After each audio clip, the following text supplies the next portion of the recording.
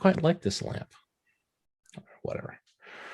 Sorry, my brain is fried. I watched The Dark Knight twice in the last 2 days, so I'm Christopher Nolan out is where we are in my headspace. Yeah. I was going to say, watching Dark Knight twice in a lifetime is really more than enough. Well, we should get into it then. I think it's time. It's once more than you should watch it. We can do this as a cold open a little bit. This is I Don't Speak German.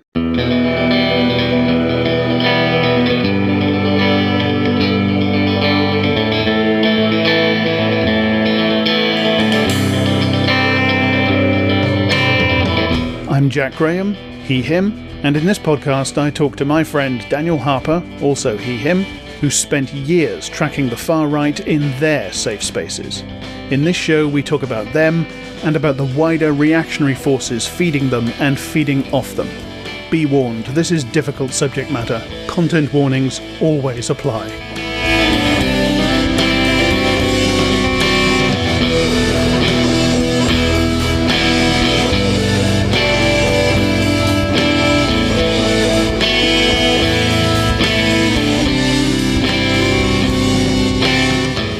So this is episode 10. The last one wasn't. No. No, it turns out this one is 9. The last one was 10. That's, Whoa. That's Nolanverse logic. I was going to say, you have a grasp of time and chronology equal to that of Christopher Nolan. Yeah, I think we might. I don't know how deep we're going to get into that, but So there we go. Yeah. So there you go. So this, as I say, this is episode 10. It was a false alarm last time, as you know. Last bonus episode was not 10, but this is, and I think I've made that point enough now, so I'll move on to the next one, which is... What was really funny for me was re-listening to it where you said 10 and I went, is it 10 really? And I didn't know, neither of us bothered to look, You questioned me and I talked you into it. You're like, no, this is 10, and I'm like, all right, you say it's 10.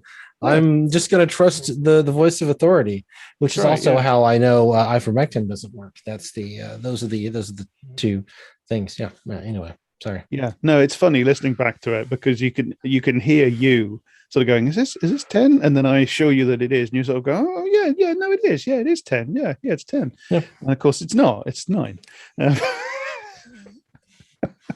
But now it's 10, so it's fine. Now it's 10. As I say, I thought I'd made this point enough, but apparently we needed to make it some more. Yeah, we just needed. It's amusing. We're old men. We amuse ourselves. It's just the way this works. So, this is for the paying customers, and so they can, they will enjoy a bit of extra banter. I think so. I think it's fine. Yeah, as we remarked last week, it's something of an irony. The people that actually pay us get this sort of stuff. Get the goofy, relaxing stuff about comic book movies instead of the hardcore, super researched, hours of prep goes into every statement version of the show. Yeah. The more you pay us, the less seriously we take you. As ultimately the less effort we make. The drunker we are when we talk to each other, etc. But you're paying for this. If you're listening to this, at least in the short term, it's because you paid for it. So, and we think about that. Thank you for it. Yeah. Think about it though. This think is about the kind your choices. Of thing you're encouraging ultimately. Yeah. But this is episode 10, and it's an episode we said repeatedly, I think, in the last episode, which was 9, not 10, that we were going to at some point talk about The Dark Knight. Yeah. And here we are. That's what we're talking about this time. The Dark Knight. It's a movie, an obscure little movie. One of the highest grossing films of all time. I think even higher gross than Iron Man, ultimately. So, Yeah. Oh, yeah. It made a lot of money. And it's about a little known character called Batman, who was invented in the Paleolithic era, I believe, by cave painters who stole each other's ideas and took credit for them. That's not that far off, given the relationship between I think Bob Finger. It's not Bob Finger. It's something Finger and Bob Kane. Yeah, well, that was the joke, Daniel. Well, Um, yeah. yeah. So I'm the Batman, one who always has to elucidate the joke without remembering the first name of the person whose honor I'm trying to defend, because we do no research for these. Actually, I rewatched this movie twice. I think that's enough. And as we get into what watching the movie twice meant for me, I think that might I think we might get a little bit of a it might defend ourselves slightly. So anyway, moving on. Absolutely. To get serious now, you all know what The Dark Knight is. It's the second Batman film directed by Christopher Nolan, and it's the one with Heath Ledger as the Joker in it.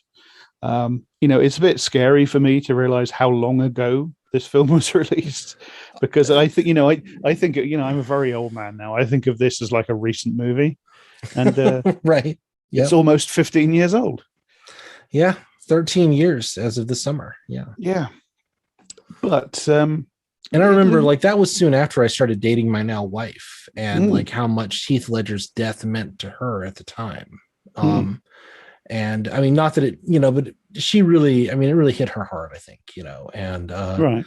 We went like on that day, I happened to be visiting because it was a long distance relationship, and went to like the mall and bought like a Joker t-shirt that day. Is just like a, something that, would make her feel better. And she had that shirt until I think it's probably still somewhere in the, the deep recesses of the laundry somewhere, it's one of those things of like, I actually connect this film very closely in a way that I don't. And like, Iron Man means more to me, like as a piece of art. Like I enjoy it more. I've revisited it more often. But The Dark Knight is more, I'm more personally invested in it as like a part of my personal history. And I didn't even realize that until I was rewatching it yesterday and went like, wow, I remember like this has a very real 2008 feel to me, in terms of like my own like personal history. That's a weird feeling, So you rewatched it twice for this bonus episode. I mean, what did that do to your brain? Rewatching it twice in quick succession. Well, I rewatched it yesterday, like kind of start to finish. As a way of, I hadn't seen it. I had seen it 3 times theatrically, and we can get into that if you want to. But that was mostly you see it once and then you see it twice more with friends that who hadn't seen it or who wanted to rewatch it or whatever, and then it was on Netflix briefly, and I think I watched like the first like not even to the end of the opening like heist scene, and just went, well, this is fucking stupid. Like just had like a complete disinterest in it, whatsoever. And then once we decided to do it for this, and we decided to do this month as catching up on our bonus episodes, I actually sat down and said, I am going to rewatch this like for real, and really try to like pay attention as if I'm going to prep this for notes, right? And then got to the end of it and went, there are still bits of this that don't make sense. I'm sure this is because I'm not paying enough attention. So then I went and rewatched the like specific sections that I hadn't that I thought like maybe I'd missed some details on. And I am now convinced that there is a way in which all of this hangs together, but it still makes no fucking sense. Like there's a third of this movie is completely unmoored from reality. To get all cinema sins on you, but there are bits of this there are big chunks of this that just do not have narrative cohesion at all unless you are going through it like combing it with a fine-tooth comb. So that's been my experience with this movie over the last 2 days, is just trying to understand basic fundamental aspects of the plot. I've never really worried about the plot, to be honest, myself. Well, we don't even have to necessarily talk about that. That's kind of the thing I realized was that, if it doesn't bother you and it doesn't bother, it made $1 billion. So if it doesn't bother $1 billion of the people, apparently I'm wrong. But, like it's fine. No, I'm sure you're not wrong. As I say, this has always been like, my interest. I'm quite fascinated by all 3 of these movies, actually, but sort of in a kind of car crash sort of way, and then largely to do with, largely to do with the political and ideological implications and the themes and stuff like that. I'm not often a sort of plot guy, although I have to. I mean, sometimes the perversions of logic that you get in Nolan scripts do kind of force themselves on your attention, I find. Sure. Yep. I think there are worse offenders. Like I think the Dark Knight Rises is a worse offender for that. Yeah, I saw Rises once theatrically. I saw Begins once theatrically. Yeah. Of the three, I think Begins is the one that holds up the best. Although I haven't seen it since 2005, so don't hold me to that. But well, what's your? I guess we should. Sorry, we can't really get started on this, but what's your feeling about like the character in general? Like, did you kind of grow up as a Batman guy, or what's your take on the character? Kind of. I don't think I was ever a Batman fan. But Batman was just one of those things that was, if you were a boy child in the world that I was a boy child in, then Batman was just there. There were repeats of the 60s TV show on the television and a couple of Batman toys, but it wasn't something I was into. It was just something that was there. As I said last time, I was much more, to the extent that I was into comics at all, I was much more into Spidey and Hulk. Right. But it was because they were on the telly. See, they had like cartoons that were current or almost current at that time, whereas Batman didn't, that I know of. And Batman, it was the 60s TV show, which would occasionally be repeated. And the Burton TV, the Burton movies, 89, you would have been a teenager at that point, right? Yeah. What was I in 89? About 13. Yeah. Yeah. The movie sort of passed me by, as things do. That was like that period of my life around about the age of 13, 14. That was a complex and unpleasant time. So I wasn't really paying attention to stuff like movies at that point. A co-ed, or not co-ed, but a co-hosted psychogeography of Batman is what we're doing these days, right? Yeah, apparently.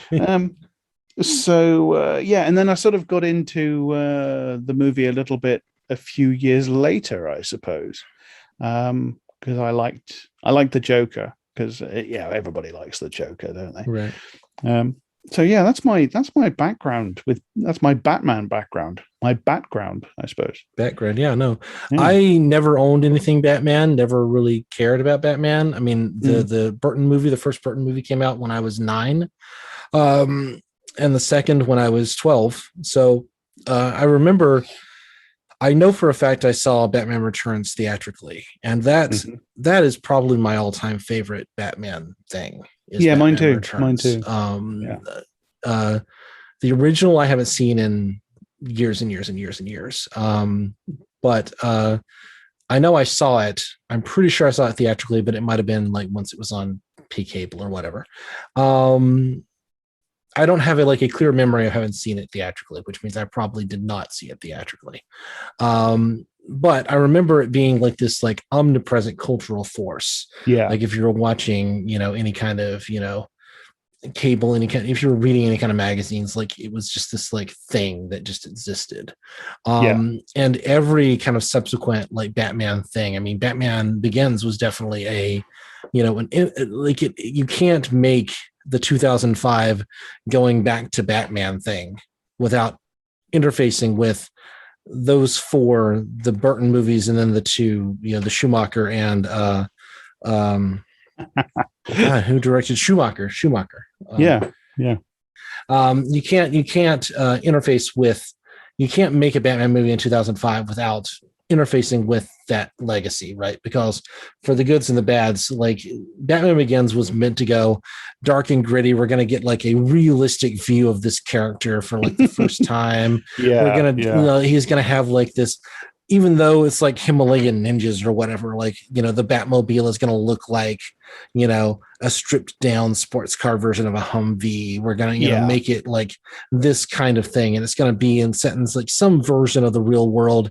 And then The Dark Knight kind of gets to like follow on from that, but be like even more deliberately about like an apologia for the American war on terror, which is very explicit in like many, many occasions in this movie. And, just for, our Patreon, just for the patrons, I didn't think we were going to have to explain this, but we actually do view these films as films and not as like continuations of like comic book history. Like, I don't think you have to know 80 years of comic books in order to have a conversation about one of the highest grossing films that's ever been made, And also we do view these things as, parts of a political history, because when you spend $180 billion in 2008 and come away with maybe mass surveillance is necessary if you're going after a psychopath, maybe that's something that has a connection to the war on terror, especially when in interviews they deliberately talk about how they were referring to these issues. So anyway, not to pick on any persons who might have sent me emails in the last week in particular, but like we do view these things through a political lens because there is an overtly political lens that they were made under. And yes, actually, if you do want to talk about how cool Batman's costume is in The Dark Knight, there are only 1,000 YouTube videos that you can watch to get that kind of content, and that's not something we're going to discuss necessarily.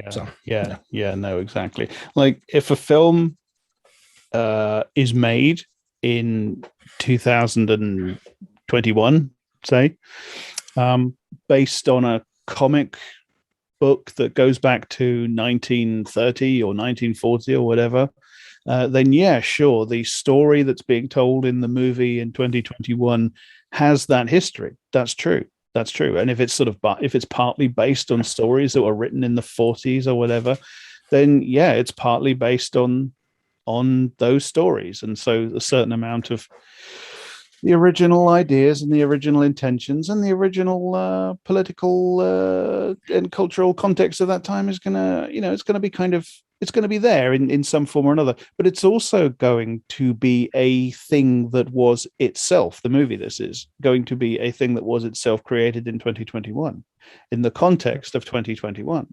So, despite the fact that it is adapted from something older than 2021, it's nevertheless going to have the context, the political and social and cultural context of 2021 embedded in it, in the concerns and thoughts and ideas of the people that wrote it and the people that directed it, and so on and so forth. So it even based on an old text, even including characters who had certain motivations in decades ago, it's still going to be a new product and therefore going to be interpretable within the context of now.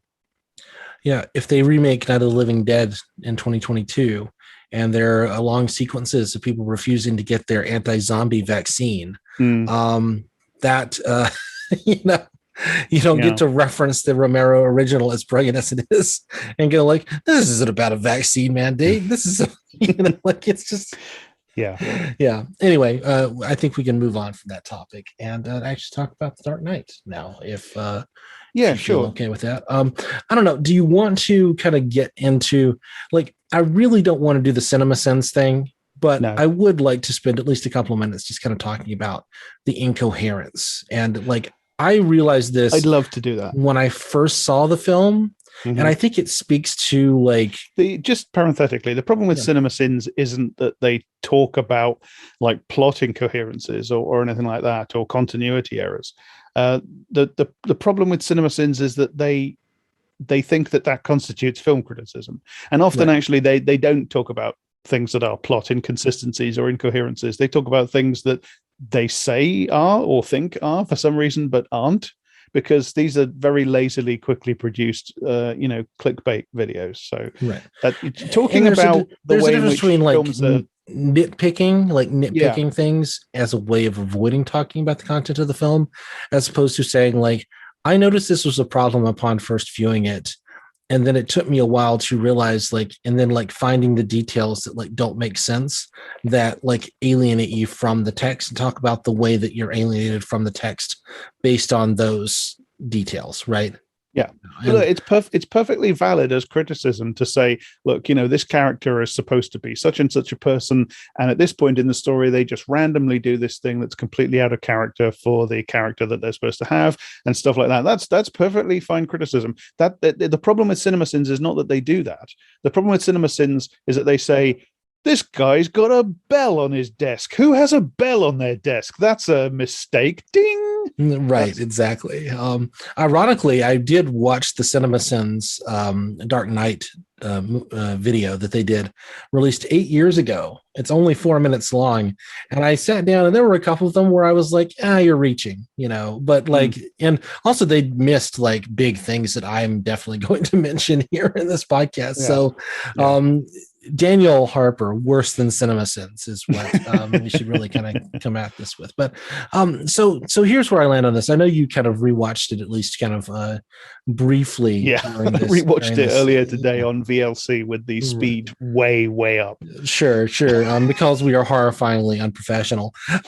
So like my thing is like between so spoilers for the 2008 movie that's one of the highest grossing movies of all time. If you didn't know you were getting into that, then I don't know what you're doing here. But so in between the like capture of Lau, the Chinese accountant, up to about the reappearance of Commissioner Gordon, or of Gordon, who then becomes commissioner, there are like fundamental like gaps in the connective tissue of the narrative that leave me not knowing quite where I am in the movie, right? And I think this is, so I have a couple of hypotheses here.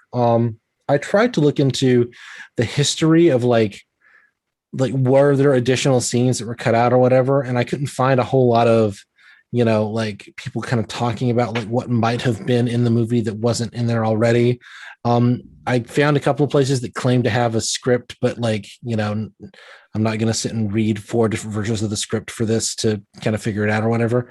But my hypothesis is like, it was kind of written in a way that had like, they were writing a couple of different versions of the script that kind of got merged into one, and certain details got elided in the kind of like finished version.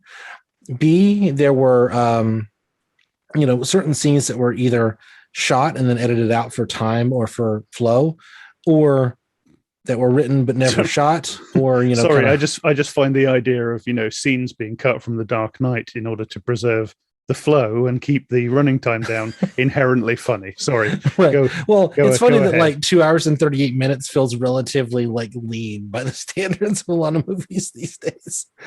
Christopher Nolan would be happy to make this a 3 hour and 10-minute movie in 2021. Well, he made something that feels like a 3 hour and 10 movie. So. It's funny, like rewatching it, like specifically looking for those details. I did find there were things that I admired more rewatching, like things that kind of got laid in early that just get completely not called out in the end of the film.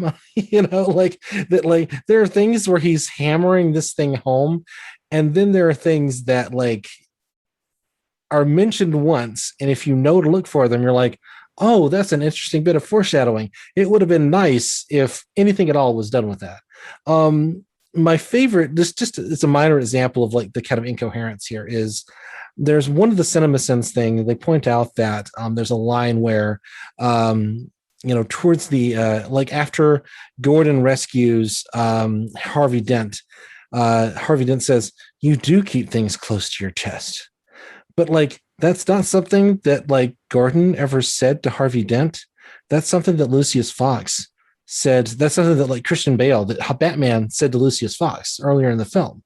And so we remember the line, but it's not a line that those two characters ever said to each other.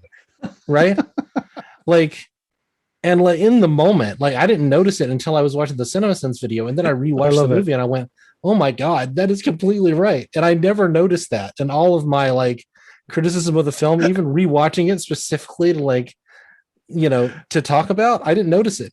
Yeah. And I think that there's like, I so never there, noticed that either. right. So there are a couple of things, there are a couple of like things we can say about that, right? It fits thematically, but the actors are like given the lines and they're like, it's not like it's being said as an original statement. It's like being said as a callback, right? Because, oh, you really do keep things close to your chest. It's kind of like the tone of the line, right? And so it's Mm-hmm. not like, oh, you keep things close to your chest, don't you? Because if it was said in that more latter way, you could say, oh, it is like a parallelism. And there are a lot of parallelisms in the movie, right? So Mm-hmm. that would sort of make sense. Or there were like multiple different times this was supposed to have been said during the movie. Yeah. And then a bunch of them got cut out at some point, right? And so without like seeing the whole production process, we don't really know, but it's completely within the movie, just an inherent inconsistency, right? Yeah. The other option is, and I think this is honestly like the way the film works and why it made $1 billion, is that it works on an emotional, almost avant-garde level, as opposed to being something that's meant to work within the confines of what we think is like a rational, like narrative purpose, right? Like we're calling back to that line not because these two characters had any reason to call back to it, but because we, the audience, remembers the earlier line, and therefore it fits on this like kind of emotional beat that moves us forward into the next scene, regardless of whether it makes sense or not. And like, yeah. So this is the point in a Hollywood script where somebody says something that you recognize as having been said before. It doesn't matter who says it to who or what the context is. As long as you hear a thing that you've heard somewhere else before, then you can move on to the next bit. And I honestly think, like, if we're going to extend the principle of charity to The Dark Knight, that's probably the best way to view this. And I think that that's, regardless of what production process made this happen, like this is the kind of like why the film works. Like, I don't know if you remember, like in, I think 2011 or 2012, there was this Vimeo video, like one of the kind of early versions of what would become like YouTube editors, like examining sequences of movies in terms of like criticizing them, sort of thing. This is kind of one of those early versions of that, before like really high quality video compression. And so it looks like shit if you go rewatch it these days. I will give you a link. You can put it in the show notes, but there was this video essay. It was like 11 minutes long, which took the kind of the big, like transporting Harvey Dent sequence and analyzed it in terms of like, as a person like producing films, as a video editor, as a film editor, here's how this doesn't make sense. And like, it breaks the 180-degree rule. It breaks certain like kind of elements of like how action sequences work.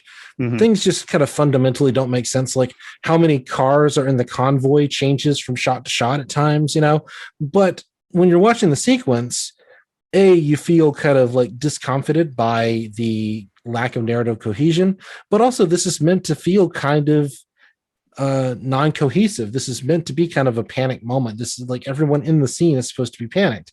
And so the response, like I read an essay that like responded to this, written more recently, and I think in like 2018, and was kind of pointing out like, well, if you look at this as less of, it's meant to make sense in like a three-dimensional world, and more meant to make sense in terms of like kind of visual language in a 2D space. Like one of the issues is like the direction in which Aaron Eckhart's when like shots are fired at the van. Yeah. He moves one way or the other based on like where you think the shots are supposed to be coming from, and he's wrong in several places. He's supposed to be moving left and he moves right, or kind of whatever. But if you view it as like left and right sides of the screen, everything makes a perfect coherent sense shot to shot. And so it's very possible that this was shot and edited not as like extended into a three-dimensional world, but was shot and edited as in this 2D narrative space, as if it was a comic book. And that's just bizarre. Like, that's just like, but it's also like, obviously the film works on an audience because it made $1 billion. So, who the fuck am I to argue with it on some level, right? Sorry, I know I'm not really able to make my point because I'm not I can't like edit the video and show you the specific shots, but there's been like 13 years of people arguing about this movie, right? And that's just kind of one of the like kind of basic incoherent points. So sorry, please comment slightly. Or okay, more than slightly, Yeah. Well, no, Obviously, no, Jack, say 6 words so I can continue on my bullshit. Please, say 6 something. words. Yeah. Okay. Baby shoes never worn for sale. I mean, you want fucking haiku. Yeah. Batman uniform never worn for sale. That's the kids in the hockey pads at the beginning. Oh my god, that is so fucking dark, right? Anyway, please continue. Yeah. Okay. Well, I can't comment on the specific claims that these other people are making because I haven't seen these videos or read these articles, and I'd have to, rewatch the sequence in question, which is frankly a lot more effort, and compare it and really study it, and that's a lot more effort than I personally feel inclined to put into it. But I think I suspect a little bit more charity is being extended here to the film than is actually warranted. Like you mentioned Harvey Dent inside the armored vehicle when it, and you get like dents, funnily enough is the word that springs to mind, appear in the wall from bullet holes outside, hitting outside. And as I remember being in the theater watching this, thinking, where the fuck did where did those bullets come from? Who's firing from there? Because the SWAT team guy is sitting at the front of the van, whereas Harvey Dent is sitting at the rear of the van. But the shots are coming from the left side, the driver's side in the US, excuse me, left side as in the direction of travel. And yet the dents are coming behind the SWAT team guy, meaning that the shots are supposed to be coming from the front of the convoy and not the side of the convoy by logic, by physical logic. Right. Yeah. Yeah. Well, yeah, because the Joker's van is we see its left side for the most part when we first see it, and apart from when we see it head on through the cab window, we tend to see it from the left side, which orients us. What that is. I interpret that as like the view from the police convoy. If we were on the police convoy looking across at this gigantic van, this circus van that suddenly appeared to our right. Yeah. And there are plenty of internal context clues to give you that sense. Yes, absolutely. Yeah. And then the bullet indentations that appear on the inside of the armored cab do not come from where you would expect them to come from. If what we're looking at is because the camera is looking slightly up and across at Dent from his right side. So it's like you, the notional viewer, are positioned between Dent and the Joker. And you're watching, you turn your head to the right and you see the Joker in the van, and then you turn your head to the left and you see Harvey Dent, as if the wall of the armored truck is not there. That's where you are as a notional viewer. That's where you're being spatially oriented. Right. So far, so good, except that the bullet pattern does not correspond with that schema. Now, of course, it's perfectly possible for the camera to be anywhere you like inside the armored van compartment. It doesn't have to make that kind of logical sense. But as I remember it, and again, I'd have to go back and study it to see if I was right about this, what it feels like is that the film it feels like the film is setting up a fairly conventional arrangement of variables in this action sequence, and then just getting it wrong, just getting showing us the bullets coming from the wrong direction. Now, the fact that they seem to go out of their way to start setting it up in a conventional manner makes me doubt very much that they were trying for any sort of avant-garde thing involving creating 2D space like a comic book. I mean, the intention behind it, I suppose, is secondary. You can argue, I suppose, that it still has the same aesthetic effect, even if it's unintentional. But what it feels like when you're watching it, and certainly I remember the sequence as being confusing and disorienting for that reason, as well as several other reasons, actually. Right. I mean, it feels like, and for a movie, I mean, $180 million, that's chump change today. Right. Yeah. Like, not so, $180 million is still a very expensive movie, but like we're used to seeing $180 million movies, like we're now upping up to like 300 million. I think the two, like Infinity War and Endgame, were like $500 million between them. So, and much of that was shot simultaneously. So, that's the new high water mark, I suppose. So 180 million doesn't feel like that much by comparison, but this is still a incredibly expensive movie. And also, this was, very little of this is really using CGI. I mean, they're mostly just kind of removing, safety wires and that sort of thing. Like that's one of the things this movie is recognized for. Sorry, that is one thing I will give Nolan. He doesn't right. he doesn't rely on CGI. I like that. Yeah, and in fact, like the big, like flipping the big rig scene, like that was all done practically. That sort of thing. Yeah.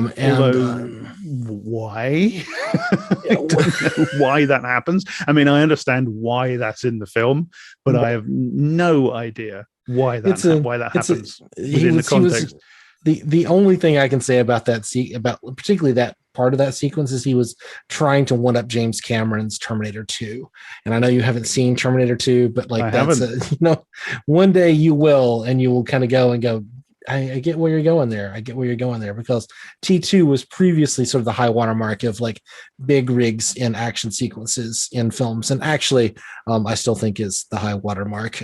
Sorry, Chris Nolan and the team of talented people.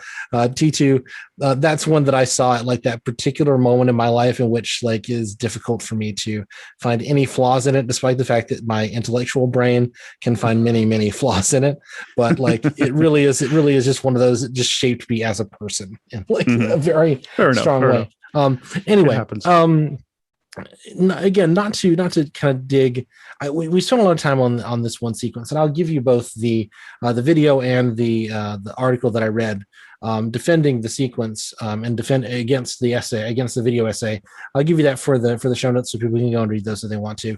I would like to, just to point out that this is like a synecdoche for larger problems as opposed to like we're nitpicking here. Like, the ending of that sequence is, Batman falls off the bike. They roll him over. Yeah. So Batman refuses. Okay. We could talk a lot about Batman's morality in this, and hopefully we will get into that at some point. This might be a 2-part bonus episode. There is so fucking much in this fucking movie. Anyway, so Batman swerves to avoid the Joker. Can I just say one thing? Yeah, go ahead. Batman does not fall off the bike. No, script stage. No. Just like you see that and you think like this can't be this can't, like that was some other character, right? There are big chunks of this where I would like see things on the rewatch specifically to do this podcast and go, let me rewatch that and make sure I just saw the thing that I thought I just saw, because it's very easy to kind of, I'm watching the film, I've seen this a few times, let me check Twitter, etc., glance back over, and then Batman fell off the bike, and then you go, hold on, rewind 45 seconds. Man, Batman just fell off the bike. You are correct. Like, now, in defense of the film, again, just to give it its due, Batman is supposed to be kind of new at this point, like I think that like we as the difference between we as an audience who are used to like Batman being this unstoppable, like, crime fighting machine versus like in text, I think it's pretty clear that Batman's been at this for like a year or something. Like, I don't think there's a, I don't think there's a reason to assume otherwise. And so this could be like a marker of like young Batman. I think that there is kind of a Batman year one element that is clearly referenced. Certainly in Batman Begins, there's a, that's literally like Batman just got started, and here it's not supposed to be that much further on, but still, Batman literally swerves to avoid the Joker. It's the second movie. Runs into the wreckage, and then just like falls off. Yeah, and is knocked unconscious. And is not, if not unconscious, at least sort of like he's dazed. And it's like, Batman is he's unconscious, Daniel. I don't know if you saw the trope of if you've ever seen the trope of like good guy grenades versus bad guy grenades. Um, and this is kind of referencing I like 80s action movies, but yeah like the idea is that like bad guy grenades are basically smoke bombs. They get thrown at Arnold Schwarzenegger, and they just create like a little bit of smoke and a slight yeah pop, like a cherry yeah bomb. Whereas yeah good guy grenades have the like force of like subnuclear ordnance, right? yeah But the key here is that if a bad guy gets a hold of a good guy grenade, suddenly it acts like a bad guy grenade, and a yeah good guy gets a hold of a bad guy grenade, and vice versa, right? And this is uh-huh. kind of like what's happening here is that Batman's ability to resist, whatever is kind of going on around him, definitely changes based on like who he's fighting in any particular moment. And Oh yes, at yes. any second, any realistic depiction of like who Batman is and the capabilities that he has literally under his belt, would be able to destroy the Joker in like 30 seconds. And in fact, rewatching this sequence this afternoon, I was sitting and thinking like, this is supposed to be the like super secure route that has been cleared of all traffic where there are cops everywhere. They didn't put a few snipers on a rooftop around it. So when the Joker pops out, like you just expect like there's a headshot any moment now, and then the Joker's gone. You didn't need Batman to begin with. Like, we didn't need Batman to kill him by running him over with a bike, which is apparently what Batman is planning before he changes his mind. He's just real Batman real mad apparently. So anyway, Batman falls off the bike. Batman. I know we've spent a lot of time on this, but it's worth like I do have somewhere I'm going with this, right? Really Batman, is worth emphasizing. Batman falls off the bike and knocks himself unconscious. Right. I want that clear that sure. happens. And he's built in this like electroshock thing in his mask. So anybody touches his mask, they get like a huge electric shock, which, man, you just hope that he doesn't have to scratch his nose at some point while he's like crime fighting, right? And then Batman is out for the count or whatever. But or like Vicky Vale tries to kiss him or anything, right? Yeah. Well, you don't have to worry about that in this movie. But anyway, so the Joker like bounces up on the guy who just got shocked and is just like in his like super crazy mode, happy that he's about to get to reveal who the Batman is. Which again, why does the Joker care? What's the point of any of this? Okay, let's not. Sorry, again, this is a synecdoche for the bigger problems. Okay, but it's worth noting like none of this makes any sense on any level, right? Like so. And then he's sitting there and he's about to lift the cowl. Mm-hmm. And then we find out there's a SWAT team member standing right behind him. Instead of the other goon who was originally standing there, it's now a SWAT team guy. Mm-hmm. And then suddenly it turns out, it's Commissioner Gordon. Yeah. Gordon was standing there who we thought was dead for the last half hour or so. Now he gets to be the hero. And later he tells his son asks him, "Did the Batman save you, Daddy?" He's like, "No, this time I saved him." And it's like, what the fuck are you even talking about? Right? Yeah. What? So there's lots we could talk about in this moment. Where were you going? Where were you going? It just, the more you think about it, it unfolds into ever increasing. Like, firstly, we've said repeatedly now, Batman falls off the bike. That's not what happens. What happens actually is that Batman is apparently about to kill the Joker by running him over. Right. That seems to be what he's planning. And then at the last minute, he sort of has a crisis of conscience. He can't do it. So he swerves away, loses control of the bike. The bike skids and sort of goes sideways, and Batman is through. Now, look, I'm sorry, but when you are traveling at that speed and your bike goes over, okay, you're wearing body armor, so nothing's broken. All right, okay. But you are nonetheless thrown meters. You are thrown meters into the air. Batman sort of ends up lying like a couple of feet away from the bike. That's the first thing, right? Now, the other thing you said the Joker apparently wants to find out who Batman is. No reason whatsoever is given for why. And it's so he's a chaos agent. That's all. He's just he doesn't even know what to do if he caught the car, Jack. That's the message of the movie. we will assuredly come back to this. Anyway, please. Yes, continue. indeed. There are complexities about the Joker, but yeah, there's certainly no rationale as to why he cares about who Batman is. So little does it actually matter that halfway through the movie, he suddenly says, actually, I've changed my mind. I don't care who the Batman is. This is pretty standard bad screenwriter syndrome, in which you write your character as a psychopath / sociopath, and not even in the like actual like what psychopaths and sociopaths are supposed to be, as opposed to you write him as like generic crazy pants person screenwriter syndrome, so that you can then ascribe any motivation to him at any time. That's right. And so he can do anything at any time, and it's justified within his character. See also all the minions that he has, who are shown to have similar screenwriter level mental defects like schizophrenia. You know, and oh god, that's so awful. The Joker, his goons are all schizophrenics apparently. Fuck you. My favorite, and I put those in heavy scare quotes, is the guy in the cell who has like the bomb inside him, and he's like, there were pretty lights. They put pretty lights inside of me. Yeah. I still hear the voices. He said the voices would go away. And, you know, we as an audience are supposed to go like, yeah, buddy, whatever, you know, let me beat the shit out of you because I'm a cop, you know, and I'm the tough guy about to, you know, you're just lying. And you're then a cop killer. Yeah, exactly. Anyway, continue, please. Yeah. That's a separate thing, but yeah. There's so much. Movie mental illness, so lazy, so offensive. Absolutely, we'll bracket that. Maybe we'll go back to it. The other thing is, I think we might do multiple episodes about The Dark Knight, because we haven't even begun to talk about the actual movie, and I'm having so much fun I don't want to stop. So just continue. Why is it Gordon that arrests him? Why does it have to be Gordon that arrests him? Why does Gordon have to pretend to be dead? Gordon pretending to be dead achieves absolutely nothing. It doesn't lure the Joker out. I actually have an answer to this one, and I only discovered it upon the rewatch, and in fact, even rewatching certain sequences in that scene, because Gordon is the one driving that van, driving that first car in the convoy, right? Right. And at the beginning of the scene, we get the guy sitting next to him turning over to him and saying, "Oh, I hope you've got some really good moves."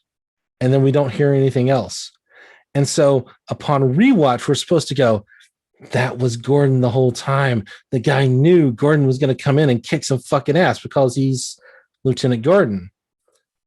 We're supposed to think that's super cool. We're supposed to remember that. But no, like it only makes sense upon like the sixth watch of the fucking film. Suddenly you realize, like I was literally trying to put this, but it doesn't mean anything parts. Anyway. It doesn't achieve nothing in plot terms. Nothing is achieved by Gordon pretending to be dead. Nothing. I had to protect my wife and family. I had to do that. Otherwise, they were never the Joker threatened. was going to come after them. And they are later. They are later. Not by the Joker. And why would him being dead mean the Joker wouldn't attack them? He might attack them anyway. Because he's a crazy guy. He's a crazy person. Yeah. Right. Yeah, and there is like, I can imagine Gordon pretends to be dead and they have a big funeral to lure the Joker out. Maybe to get him to attack the funeral. Okay, there is a big public funeral sequence. I have so many thoughts about this. That isn't even Gordon's funeral. That's the current commissioner's funeral. That's my point. There is a big funeral sequence where the Joker turns up, but he's not being lured there. They're not doing it deliberately, and it's before Gordon is pretending to be dead. In fact, Gordon supposedly gets shot at that funeral. It's like they had the bits of a story and they rearranged them, and then just this is the persistent problem with these movies and Nolan movies generally, is that they just put whatever random shit they like up on screen, and then they write the dialogue to cover up the holes. You just get people to do whatever the fuck you like, and then you put it in the dialogue. Oh well, I'm going to do this because X, Y, and Z, and that's covered. Apparently, that's fine now. Right. But and when you have like 2021 technology and you can like CGI, like you can shoot the like insert scene that's like 3 sentences long with, like you just torture a bunch of CGI developers for 2 weeks, and suddenly you've got the scene instead of having to pay the $20 million actor to come and say 3 lines. You can actually that's a big part of modern 21st century filmmaking. I actually don't that's actually large. I don't know, it's complicated, but they didn't use that. They didn't have that here, and they didn't use that, right? And so they're just big. And this is the thing I'm trying to get at. That was all done at the script writing stage. They went into filming with the script in that state already. There are fundamental missing, there's missing sinew all over the place in this scenes film. Keep ending before they're over in this film. Fundamental, the connective tissue just doesn't exist in the movie, and that's what we're trying to get at here. Is you can be a big fan of this movie, you can love it. If it works for you on an emotional level, I will argue with that, but I'm not doing that here. But tell me that middle third. Tell me what happens and why it happens at every time, at every point during that sequence, and who knows who and who knows what is going on at any given time. It fundamentally does not make sense. I found a way that I can make it make sense, but it is not. It is completely me interpreting onto the film as opposed to something that's inherent to the movie itself. Yeah, you have to do the work of it. As I say, scenes keep ending before they're over. And one of the examples is the scene we're talking about. It just ends with Gordon having the gun on the Joker. It just ends. Well, what happens after that? Batman is lying unconscious on the ground, presumably surrounded by police officers. Nobody thought to lift the mask, apparently. Nobody. What? Literally, what happens next after it cuts? Well, the Joker just went easily without any problems. He got in the back of a squad car, and they took him to Gordon's little personal fortress where he has all of his people working around a cage that he keeps the criminals that are so bad they can't be sent along to county because bad people are at the county jail who are not going to obey Gordon's personal edicts, apparently. Yeah. Yeah, that's clearly what happened. And Batman, he just the next time you see him is in the dark in the interrogation room. Yeah. So presumably they threw some cold water in his face, put some smelling salts under his nose, and they just told him, "Oh yeah, we're just going to bring the Joker there in 45 minutes. Just here's a magazine, hang out. It's going to be fine. Yeah. Just be ready to bang people's heads into walls so that you can engage in state-sanctioned torture while we watch." And they just sit and watch. There's so much here. All right, go ahead. Yep. What was the fucking plan? What was the plan? They're waiting to arrest the Joker. Is it their plan that Batman is going to come off his bike and be knocked unconscious, and the Joker is then going to be distracted by trying to make get his mask off? Well, my interpretation makes any sense. My interpretation they're waiting in that specific spot, apparently, for the Joker to be out of the truck walking around. So apparently they knew that Batman was going to upend the rig, and the Joker was going to survive that and walk out of the wreckage, and Batman was then going to Batman was then going to fall off his bike, and the Joker would then be distracted by his cowl, and then they could arrest him. That was the plan, apparently. There's a whole lot of really convenient, people just knew that things were going to happen at any given point in this movie. Another one from that same sequence is they down the helicopter. The Joker's goons down the helicopter by placing 2 wires very specifically in space. How did they know to hang out on those particular buildings and get? How did they know the helicopter was going to go there? Exactly. Yeah, they don't. It's they read the script ahead of time, and there's a lot of they read the script ahead of time in this movie. Yeah. And meanwhile, we've got these sequences where these people who've been presumably the people who owned or were driving the circus truck, they've been kidnapped, and Batman and the cop convoy and the Joker are pancaking cars in the tunnel and blowing people up, and helicopters are being knocked down and exploding, and presumably the pilot's roasting alive in the wreckage. And we cut to 2 little kids in a car making finger guns, and isn't that funny? Right. And then Batman comes along and destroys some cars, which because he's preternaturally observant Batman, he knows that no one is in those cars, and so it's safe to destroy them. And he destroys them just to save himself the 30 seconds it would take to like drive around them, apparently. And because it looks really cool. Like that's the whole thing. I actually give that sequence a slight I'm gonna grant it a slight forbearance, just because it's the one moment that feels fun, in that there are two kids who get to see Batman, and Batman is cool. Like, this is the one moment in the film in which anyone shows any bit of joy. Sure, but it's so tonally jarring. Oh, right, exactly. No, I mean, I agree. It makes no sense. I am giving it like the 1% extra, forbearance. You can't do dark and gritty Batman and then occasionally stick some cute stuff with kids in. Which all three of these movies do, by the way. Especially when your climax is going to be, and then Harvey Dent is going to threaten Commissioner Gordon's son with death by coin flip. Yeah. The other cute little moppet in the movie. Yeah. Like there's going to be a gun to his head at the end for sure. Yeah. No question. We haven't even scratched the surface of this. Like, it's like, again, I hate to be like this, like negative, and this, like, again, it's very easy to criticize us as just nitpicking stuff, but this is like fundamental, like internal logic of the film that just doesn't make sense. And again, you could do this to almost any action sequence. You could do this over and over and over again. Take any like 3-minute section of this movie and say, here's what doesn't make sense in the moment. Right. Like it constantly does this. Another example, if you're okay with me kind of moving away from this slightly, there's a moment in which like Batman. So Harvey Dent, we have learned that Harvey Dent did not die, which was in question after the party sequence, right? Where Batman dives out the window to save Maggie Gyllenhaal, to save Rachel Dawes. Another scene that ends before it's over. They're on the ground and it cuts. What about the people in the penthouse? This is everybody's favorite plot hole. And so I wanted to just avoid it so that we weren't like treading over the obvious ground that everyone's done, as opposed to like actually finding all the other stuff around it.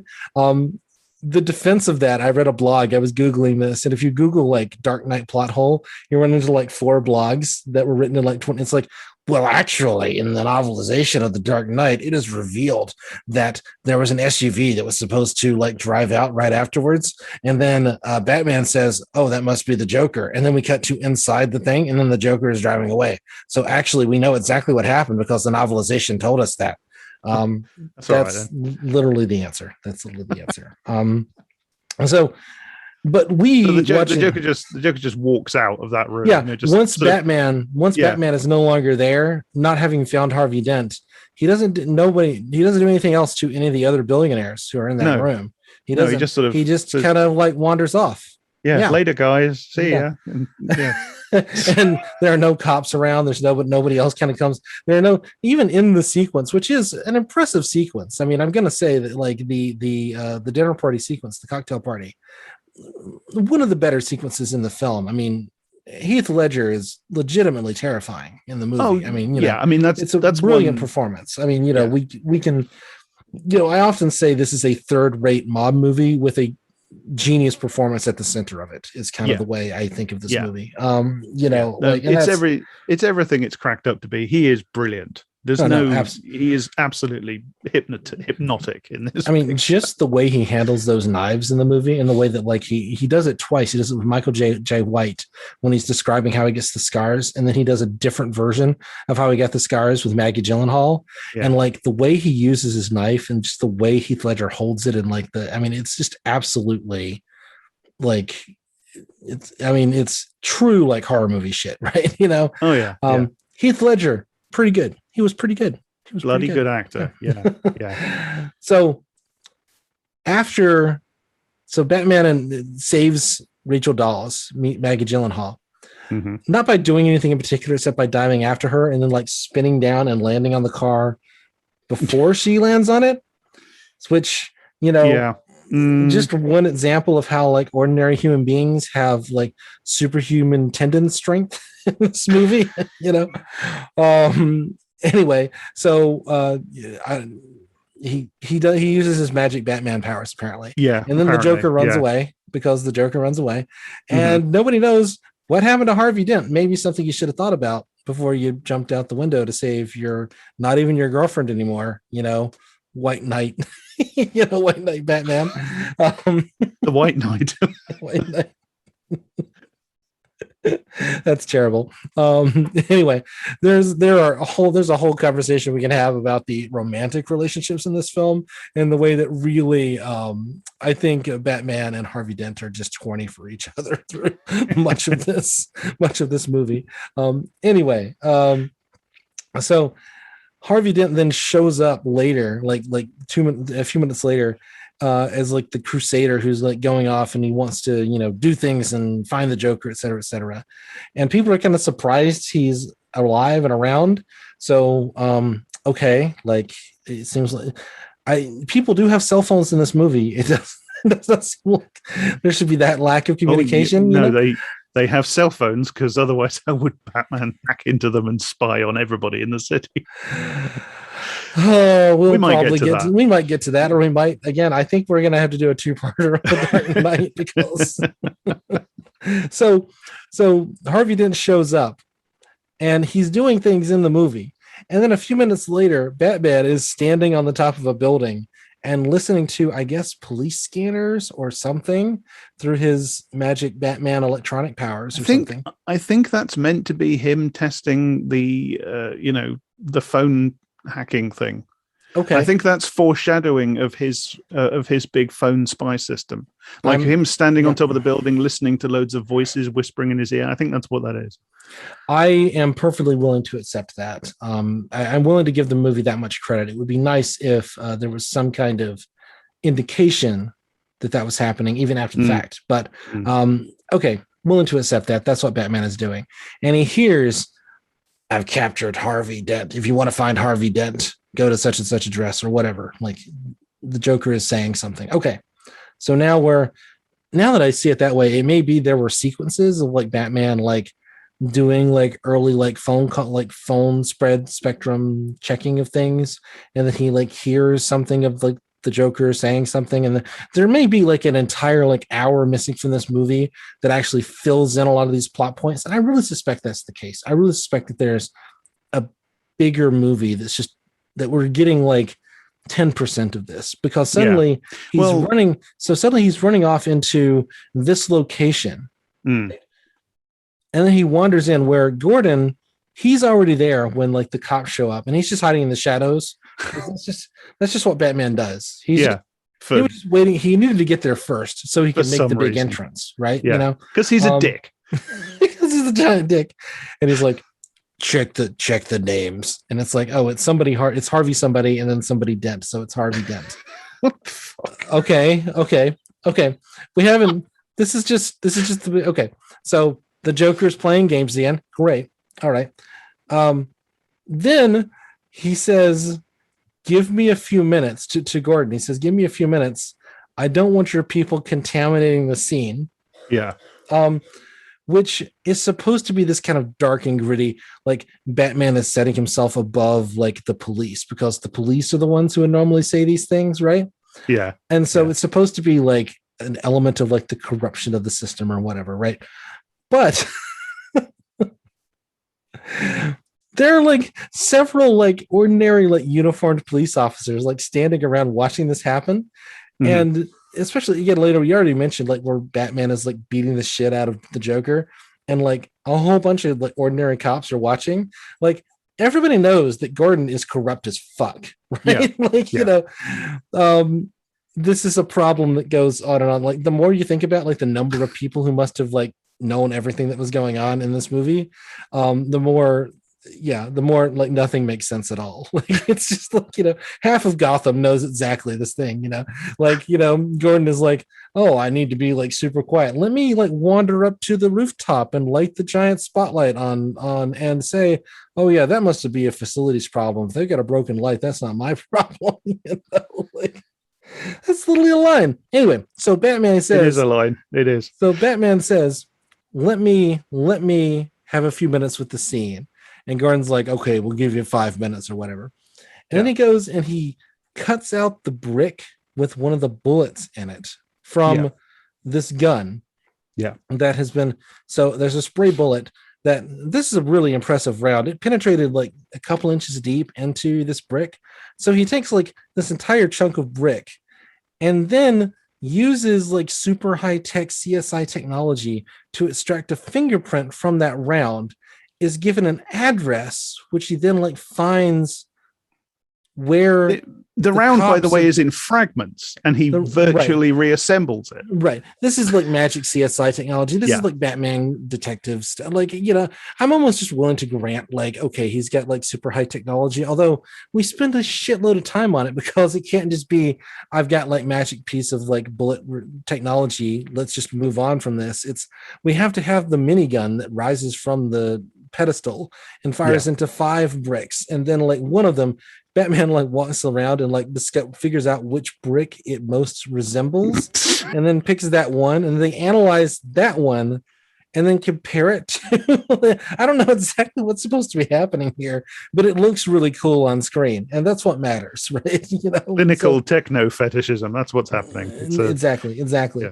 It's supposed to be like Batman has a lot of money. That's the answer here, you know. Batman is, as we all know, the greatest detective. We all know the world's greatest detective. That's integral to the character. And this film's attempt to put that on screen is he's got a shitload of money and magic tech. He doesn't even solve it himself. He like has to extract the thing, and then he brings it to Morgan Freeman, and Morgan Freeman goes like, "Oh, I can analyze this for you." It's like, it's not even like, oh, it's like, can't you just, maybe Lucius Fox, maybe there's somebody else who can run your company, and you can get Morgan Freeman to come and like work more directly with you and like save the steps, because apparently you're constantly 15 seconds behind whatever terrible thing is about to happen. You know, so then they extract a fingerprint.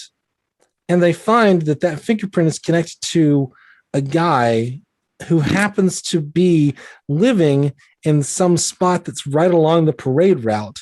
And so then Batman can't dress up as Batman and go in his like Batman gear. So he rides his motorcycle to the spot where he happens to get there. And thankfully all the cops that they had like taken the uniforms from were blindfolded. Otherwise they would have just seen Batman's face. Like, you're Bruce Wayne. It's like Peter Thiel shows up in the middle of this thing. And like a bunch of these cops suddenly go like, what is Peter Thiel doing here? Like, that's the, you know, like, thankfully they were all blindfolded, you know, otherwise, you know, and then he almost gets shot because like he finds the thing and there's a telescope that's like, it's all like just so contrived, right? It's all just this completely contrived, convoluted, like, doesn't even begin to do it justice. Couldn't you just say, if you're worried, like, couldn't you just say, we heard chatter that there was a guy, or like we found a fingerprint any other way? Like, nobody found any fingerprints from anything that any of these guys have ever done anywhere. You had to like track it down off of this bullet casing this one time. That's the only way to do this. And like, it's also, it's just, it just violates so many like economies of like how you tell a story, right? Like, for no reason except like you get like the cool scene with the minigun and whatever. Well, that's the point, isn't it? They want the sort of techno detective CSI work stuff. Right. So they create a skeleton of something that vaguely resembles plot so that they can put it in. But two things. It's implied to be a trap. At least that's how I read it. Like, because the window flies open and Bruce Wayne nearly gets shot by one of the snipers who's watching for windows suddenly opening. Yeah. Okay. Right. That's one of the things I always remember from JFK, Donald Sutherland saying, "Oh no, if this had been a regular thing, we would have had snipers all over the place, and nobody would have opened a window on the parade route without us doing something about it." But so oh, was that a cop? That was that was a sniper cop. Maybe they could have had one of those along the route where they were moving the Joker later down the line. They could have tried it. They could have tried it. Yeah. But it's implied to be a trap. So again, is all this planned? Like digging the bullet out and reassembling it and finding the fingerprint and thus going to that specific apartment to... Well, there's an even better example of that, where like they find like the Joker card and it has it has exactly 3 people's DNA on them, right? And those 3 people are like immediately go, these are the next targets, because it's like the current police commissioner, the judge who was on the case, and Harvey Dent. And so these are the 3 next targets. So you found one card in some location. You send it to DNA analysis immediately. It comes back 10 minutes later. Yeah. And you have DNA samples for these 3 particular people on file already. Yeah. And then you immediately figure out, like, these are the next victims. Like, it's taking like the 7 phenomena of, like, like putting, the killer is like setting up the like crazy clues, and this must be something that's deeply investigated, and just taking all of the like nuance and investigation and just turning it into, you just immediately reach the conclusion, and suddenly like these are the 3 next victims. Well, it's the fact that like they suddenly have DNA on like everybody in Gotham, apparently, like, put a pin in that. But but like it again fits that same kind of logic. Like, what if they just didn't test that card that day? What if it sat down there for 2 weeks? Suddenly the Joker's whole plan just falls apart. Yeah, absolutely. But it's like you were just saying, instead of that whole slog through digging the bullet out of the wall and testing the different guns, etc., they could have just had a line of dialogue and gotten to the scene at the parade route at the funeral much more economically. With the other thing, that's kind of what they're doing. You see the card, and then you get a line of dialogue. Oh, there's 3 people's DNA on the card. So, I mean, but yeah, you could have gotten there through something much more convincing. It's like the film thinks there's 2 alternatives. There's, oh yes, in a line of dialogue, oh yes, this completely ridiculous, implausible series of results has been obtained, so on with it. Or you have to spend half an hour, like Batman steals the card and subjects it to some ultra high-tech computer DNA sweep or something.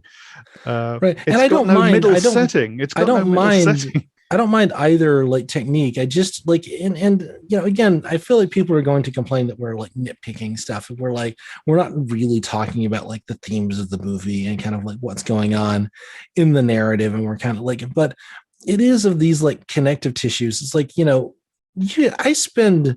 think it's very easy to kind of watch this movie and watch it fairly diligently and spend about 50% of it not really knowing what's going on at any given moment. Absolutely.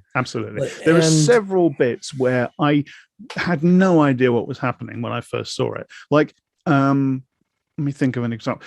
Actually, one of the examples is in the scene you were just talking about, where Batman goes to the crime scene and he says, let me dig the bullets out. It's because they find a newspaper there on the table, which has an obituary for the mayor in it. Like, what? Apparently where did that come from? Apparently the Joker just like broke into a print shop, and he's got like apprentice printers sitting there who can typeset. It's very lucky that was discovered at that particular moment, right? It's either sort of he printed his own dummy newspaper somehow, or he actually sort of sent it to a newspaper and paid them to print it. Like a Gotham City newspaper would just get that and say, well, he paid us, sure, let's print it in the classified section. Yeah, surely this is not this Joker character. No one would do that, I literally, and at the same time they're saying, this guy's called Harvey and this guy's called, I had no idea what was going on in that scene first time I watched it. And there are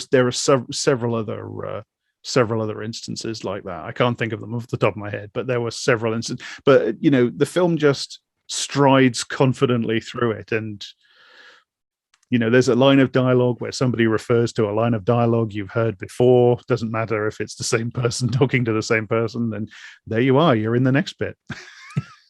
Because this is how filmmaking works, apparently. Yeah. So we could do a lot more of this. If we chose to. People are gonna hate this episode, I think, but it's okay. I'm having fun. I feel like we should talk at least a little bit about some of the themes. I do think we should come back to this and kind of talk in more serious detail. I think it's worth kind of pointing out the kind of like baseline incoherence. But I think that there is, clearly this is a film that is. I know. Go ahead. It's in the bit where Rachel and Dent have been kidnapped, right? Okay. Yep. And Batman gets the Joker to tell him where they are, or rather, Right. the Joker calculates that he's used up enough time and decides, right now, I tell him. So much wrong with that sequence as well, but yeah, yep, okay. He as he's running out, he's got the addresses for both of them, and as he's running out, Gordon says to him, "Which one are you going for?" And he says, "Rachel." And then he turns up at the Dent location. Now, I think what's supposed to have happened is that the Joker switched the addresses. Yeah, the Joker lied. Yeah, that's the implication. But in the moment, I had no fucking idea what had just happened. Yeah, no, well, certainly on first viewing, it's very confusing because you think and originally this is shot. There's some really fascinating. We could do this like frame by frame, honestly, because like you really have to like watch this in order to kind of get at it. And this is why I rewatched this twice. So my apologies for. I also love, by the way, I love the idea that even in that moment of absolute extremis, in the moment of terror when the woman he loved has been kidnapped by a murdering psychopath and he thinks she's about to be blown up, he nevertheless remembers to do his silly voice. Well, that's how you stay in character, Jack. I know you wouldn't understand that, but no, like, because that sequence when like Dent wakes up and he's surrounded in like cans of gas, and then you hear diegetically on the soundtrack, you hear Maggie Gyllenhaal, you hear Rachel Dawes talking, and you think like they're in the same space, and then it cuts to her and she's talking and you hear it the same way, but then it turns out that she's talking over a speaker. And then, so they're talking to each other in two different locations, and then you kind of realize what's going on. And it's intercut so that like Dent is going for Dawes and Batman is going for, you think that Batman is going for Rachel Dawes, and you think that Dent is going for Gordon. Or Gordon was going for Dent. Yeah. But it turns out that like the Joker gave him the wrong location because that's what the Joker does. I mean, that's a neat moment, right? In which, there is this kind of subplot of like this kind of like love triangle that, I don't know, it's okay. Like there's some interesting stuff there. I don't think it's the best element of the film. I think Christian Bale just is not able to sell that at all. I just don't. I have a theory about Christian Bale. I think Christian Bale is fundamentally a comic actor. Oh yeah. Yeah. I mean, I was thinking about this as I was watching the movie, and I'm like, the only real time that I really liked Christian Bale is in The Big Short. And that's him like kind of playing to, the schlubby comedic, version of his performance. That's the only time I've ever really liked Christian Bale in a movie. And welcome. I like him in American Psycho, but what I like about him in American Psycho is that he plays it as a comedy. He plays Patrick Bateman as a funny character. Right. Yeah, I haven't seen that in a long time, and I'm not a big fan of the film. So, we'll. The film's better than the book. I've read the book, and I agree. Whatever level in which Bret Easton Ellis meant that as a satire, and he has claimed in many, many times over the last 30 years and change that this is meant to be a complete satire. Man, that is a whole long sequence of descriptions of people being murdered in horrifying ways. I believe him. I believe him that when he says it's intended as a satire. I think it nonetheless reveals more about him than he necessarily wanted to reveal, to be honest. There's a great David Foster Wallace short story in which he completely takes the piss out of that style. And I'll have to look it up. I think I can find it online, and I can show it to you. I forget the title, but there's a brilliant David Foster Wallace short story in which he basically does Bret Easton Ellis in that version, and in like 8 pages is just like, well, Bret Easton Ellis, want to see a body kind of moment there, whatever feelings you have about David Foster Wallace, he knew what was up, and they kind of came up together in kind of various. They were contemporaries in a way. So we the wrong one. We redacted. Yeah. Yeah. The Dark Knight. I feel like we should talk a little bit about what else is going on in the movie.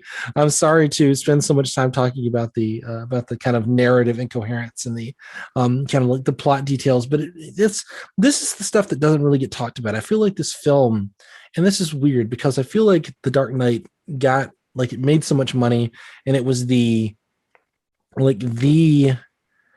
it was going to bring comic movies to a more like serious audience. It was kind of like, it was like, it was supposed to be that. And like people that I respected at the time talked about it in those terms because like we hadn't seen a comic book movie that was really like trying to be, like this kind of story. But I feel like the more distance we get from it, thinking about it this afternoon and rewatching it, the more I think this just kind of feels like a Law and Order episode in a lot of ways.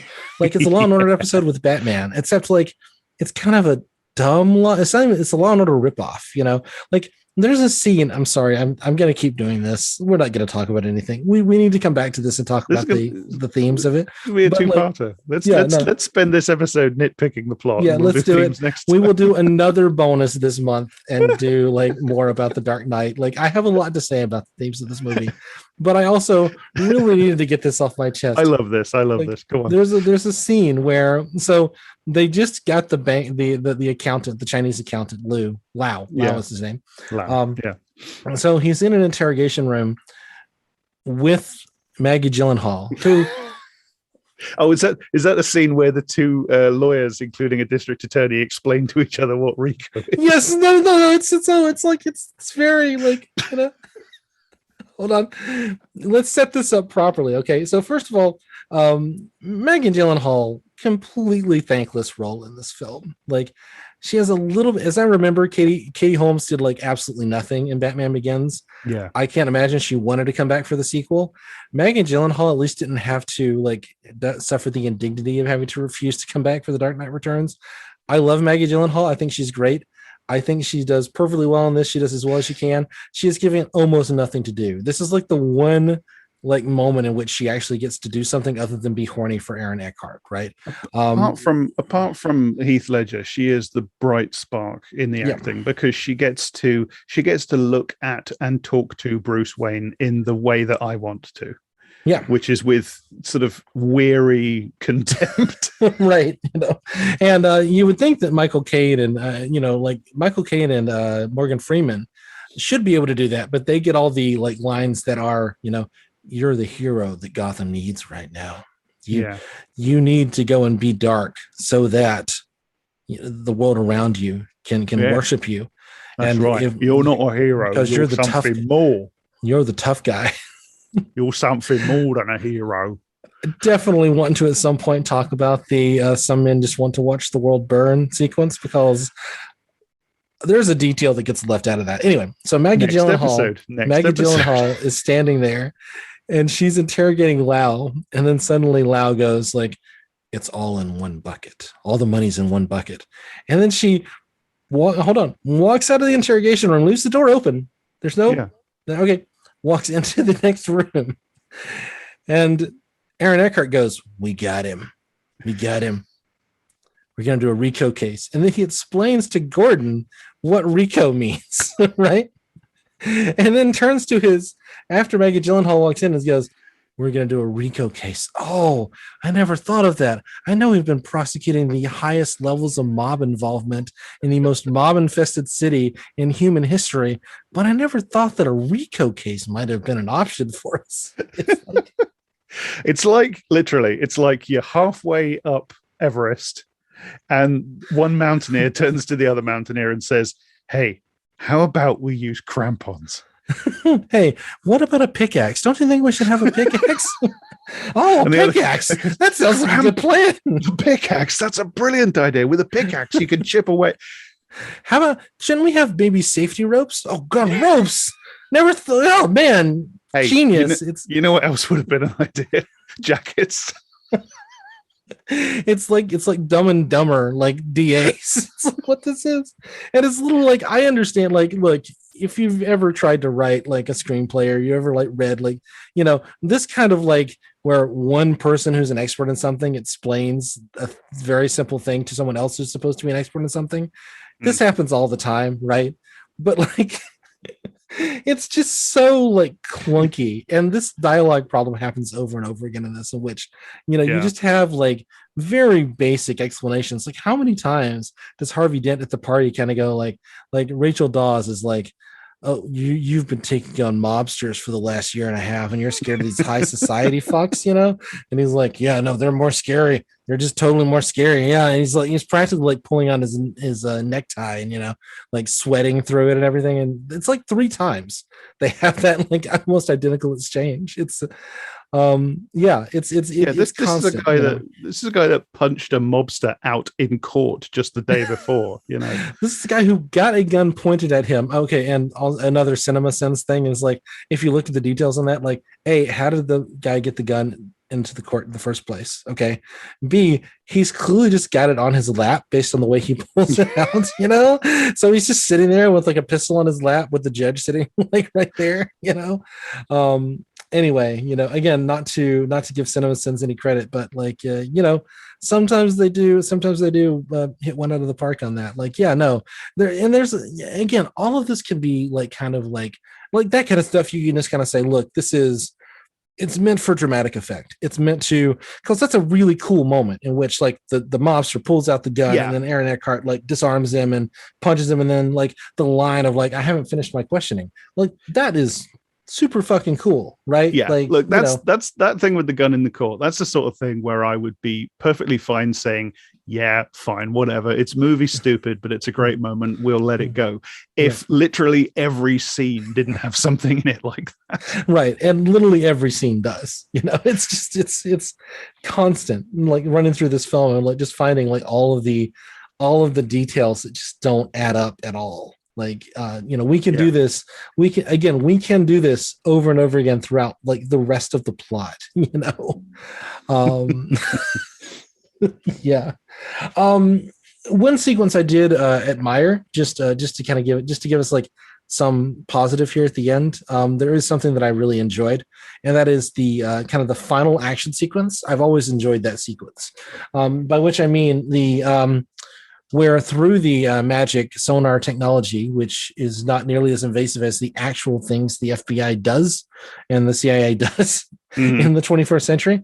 But you mean like blasting protesters with high frequency sound that makes their brains boil inside their skulls, right. Which is literally a thing, right? Well, the surveillance program that Lucius Fox is like, as long as this is Assistant Wayne Enterprises, I won't be here. Okay, yeah. Okay, we will talk about that in the next episode. We'll do that next time. Yeah. They use the like magic sonar thing to find the Joker, and suddenly it's like, oh, he's in such and such building, and then the Joker has like set up this, setup in which it turns out that the hostages are wearing the clown masks, and they're carrying guns, like fake guns that have been like taped onto their hands, so they appear to be dangerous, people. Yeah, I don't see anything that forces them to stand up and be in one place. Like, apparently, I don't know. That's. Let's just assume that they're like wired somewhere. I don't know. Whatever. Yeah, or they were threatened. Stand there, or we'll shoot you. Or so whatever. Yeah. I'll let that go. We'll let that go because it becomes a really cool. Like, this is the sequence I actually really like. Where so the SWAT team shows up and Batman shows up. So Batman apparently told Gordon where to find, or Gordon discovered it independently, in which case we didn't need the magic sonar thing. Anyway, okay, look, we're just going to let this go. It leads to a cool scene. Batman is given like 2 minutes to like ahead of the SWAT teams, and the SWAT teams are like closing in, right? Good luck explaining that when somebody asks you about probable cause, by the way. But Right, exactly. I mean, the legal necessities of like kind of what goes on in this universe. This is actually one of the more realistic things. In which case, like cops just get to kind of do what they want and defend it in retrospect. This is actually something where I'd actually like defend certain elements of this film. Where like, well, the cops aren't following probable cause. It's like, well, no, that's actually realistic. I mean, Christopher Nolan, unironically, hit on something real here. Accidentally, accidentally, agreeing with Chris Nolan for the wrong reasons is, so Batman comes in, discovers that, Anthony Michael Hall, who just leads to this feels like television to me, is that Anthony Michael Hall has a third tier role. Anyway, he's the news anchor, and he's the one underneath the mask. And then, we recognize him, and it's like, oh no, the hostages are the ones in the clown masks. And so then Batman has to. Oh, I'd literally never clocked that the guy under the mask is the news reporter from earlier. Yeah. I'd never got that. Yeah, you apparently didn't watch as many John Hughes movies in the 80s. I don't believe I watched a single one. Oh well, we will not be covering those in this series. Another thing that is very much a part of my like teenage years that I'm very happy to leave in my teenage years, if we can leave it at that. But so he uncovers the mask, realizes what's going on, that the Joker is set up like the snipers are going to kill the hostages instead of the bad guys, right? And then suddenly Batman, like the prohibition against killing and the prohibition against like wanting to save every life that he can actually suddenly makes sense. Like this is the first time that Batman, like that he's actually given a goal in his like action that makes sense to me. Yeah. And the reason that I really like this is that suddenly Batman has to fight both the SWAT team and the bad guys, the sort of the Joker's henchmen, and save all the hostages without ever being able to actually sit down and explain this, to anyone, right? And so like he suddenly has to like save the hostages in the clown masks and like kind of like put them aside and then like take on all these like SWAT teams. And I really love when our protagonists in these like superhero movies and these kinds of things have to sort of work against both sides, where one of them might agree with him but they don't have all the information. Like I really kind of like being in that like predicament. I really like that kind of writing, Yeah. You mean like in Man of Steel, where Superman is being attacked by the Kryptonians and the US Army. Right. And just decides to destroy a town in Kansas. That's let's just destroy New York. That's the way to solve this problem. No, like, and I find it like it's actually just like a well executed scene. I mean, it kind of leans into the sonar technology a little bit more heavily than I would like it to, but it's kind of a cool effect, and it sort of makes sense. It's like, Lucius Fox is like feeding him information, and you can kind of see the SWAT teams are coming after him, and he's constantly having to kind of do all this stuff. And again, if we complained about one earlier action scene, this is one action scene that really worked for me. Now, I'm sure we could point out various bits of the logic that don't work the same way we have before, but this actually, it was at least compelling enough that I enjoyed the sequence. So I've got to disagree with you strongly. I do like the scenario you just described, where he's got to fight the criminals and the SWAT team to save the hostages. And it's kind of, again, it's a bit movie stupid, but he the thing he pulls off where he kind of knocks all the SWAT guys off the edge of the building, but of course he's got them by the ankle, and dislocating ankles and knees all over the place. But it's kind of good. The number of people who end up in traction at the end of this movie is astounding. Yeah, but that's kind of good. But the sequence as a whole, I just find the editing is incomprehensible. I just find it almost impossible to follow what's happening. But partly because the editing is bad, partly because just there just seems to be no awareness of how space works in that scene. Like no awareness of how you get from one place to another, or how long it takes you to get from one place to another. Just just bodies in space seems to be something that stops functioning in that sequence. And it's also very, very dark, so it's hard to see what's happening. There's very little visual distinction between any of the people involved in it, and it's constantly intercut with the sonar sequences, which are just they are impossible to pass. I cannot make out what's happening in those sonar sequences. You know, after a while, you kind of start to get it when it gets very explicit, and you start to see kind of outlines of dogs and shit like that. But by that point, it's almost over. I find that entire sequence almost impossible to cope with, and also. Yeah. I feel like I liked the concept enough to just kind of go with the action at that point. I don't want to come over like a precious comic book nerd, but if somebody's in Batman's ear during an operation, feeding him information, it should be Alfred. That's Alfred's job, not Lucius Fox. Right. Well, Lucius Fox was the only one. You know, you can't trust Alfred with this because, you know, like what the fuck does he know? Yes, you can. Yeah, right. Agreed. Sorry. Except that Alfred in this is a war criminal, apparently. But we'll get onto that next week. I feel like we should wrap up with that. I feel like we've teased that. I don't really want to make the audience like wait for that. But so the scene. Some men just want to watch the world burn. Like that comes at the end of a sequence in which he's like, you know, I don't know. I can't do the Alfred, the Michael Caine voice. So my apologies, but you know, he says to the effect of, "It appears that you just want to watch the world burn." It appears that you also don't understand this man, Mr. Wayne, and you know, it's like, you know, what's going on? And he's like, basically, he says, I was doing some wet work for the military dictatorship in Myanmar. You know, we were going after a bandit who was stealing rubies from rich people. And we thought I was part of a team that went after the guy. And then we found out he was just throwing the things away because we found a small child was playing with one. And clearly he wouldn't just give it to a small child for any particular reason. No. And later it's revealed, we burned the forest down. It's like, we just murdered a bunch of peasants to get at this one bandit who, it's completely reasonable to think that the bandit was actually like funding, you know, poor peasants being able to like feed themselves with these like jewel thief, you know, Alfred, war criminal. As I have said in another podcast, which I will link to. Okay, Alfred, you know, some men want to watch the world burn. He did it because he thought it was good sport. That's your interpretation. There are other possible interpretations about why somebody would take wealth from rich people and distribute it among the poor. I can think of other possibilities. And also, some men just want to watch the world burn. Well, you burned the fucking forest. You burned exactly. You burned the forest. Yeah. And the movie has like there's no commentary about that in this film. No, well, this is it. The movie.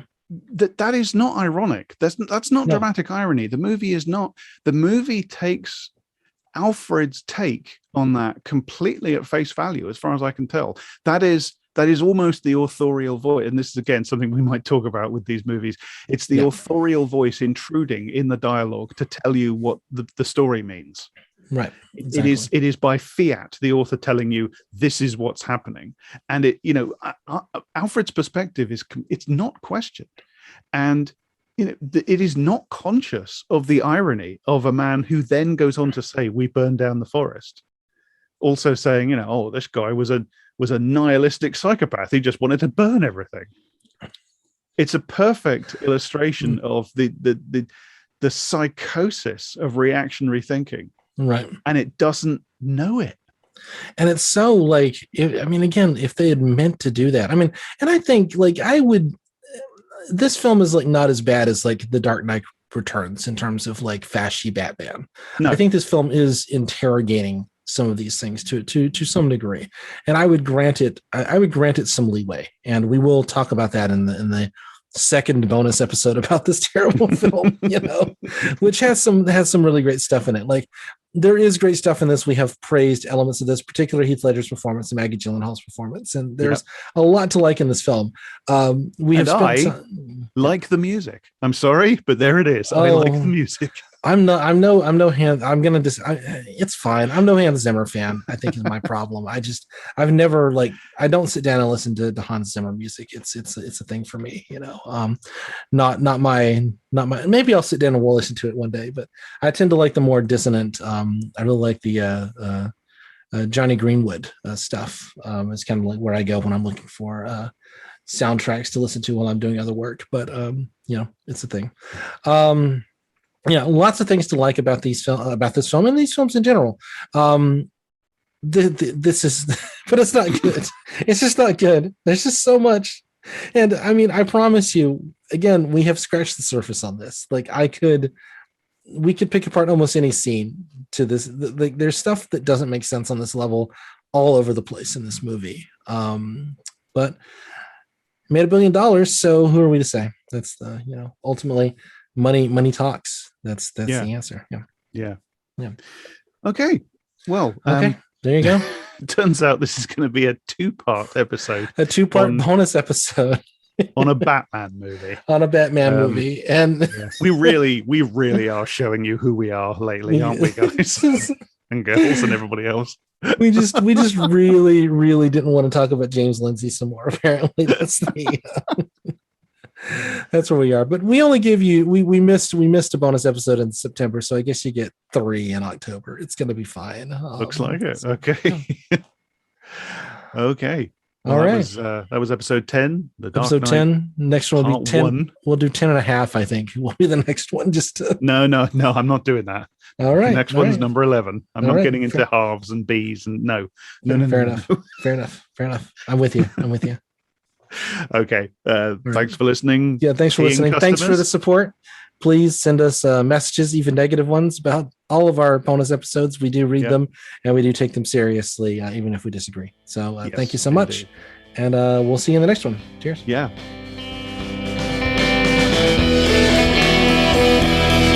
That was I Don't Speak German. Thanks for listening. If you enjoyed the show or found it useful, please spread the word. If you want to contact me, I'm @_Jack_Graham_. Daniel is @Daniel E. Harper, and the show's Twitter is @IDSGpod. If you want to help us make the show and stay 100% editorially independent, we both have Patreons. I Don't Speak German is hosted at idon'tspeakgerman.libsyn.com, and we're also on Apple Podcasts, SoundCloud, Spotify, Stitcher, and we show up in all podcast apps. This show is associated with Eruditorum Press, where you can find more details about it. The music was by Loon the Band.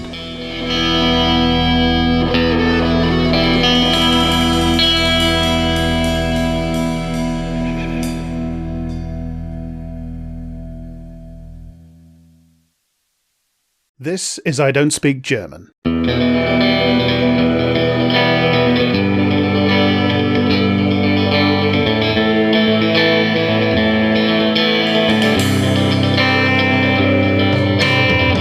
I'm Jack Graham, he, him, and in this podcast I talk to my friend Daniel Harper, also he, him, who spent years tracking the far right in their safe spaces. In this show we talk about them and about the wider reactionary forces feeding them and feeding off them. Be warned, this is difficult subject matter. Content warnings always apply.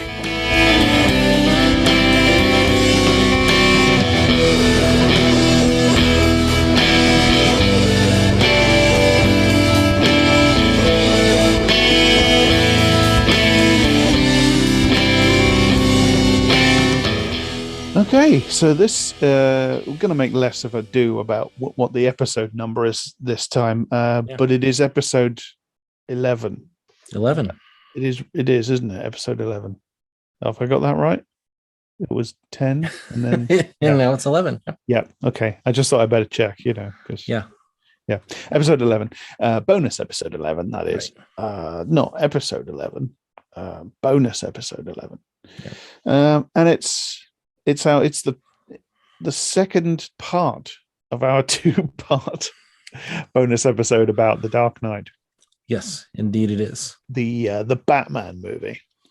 First time we've ever felt that a subject was so important that we should spend 2 episodes covering it.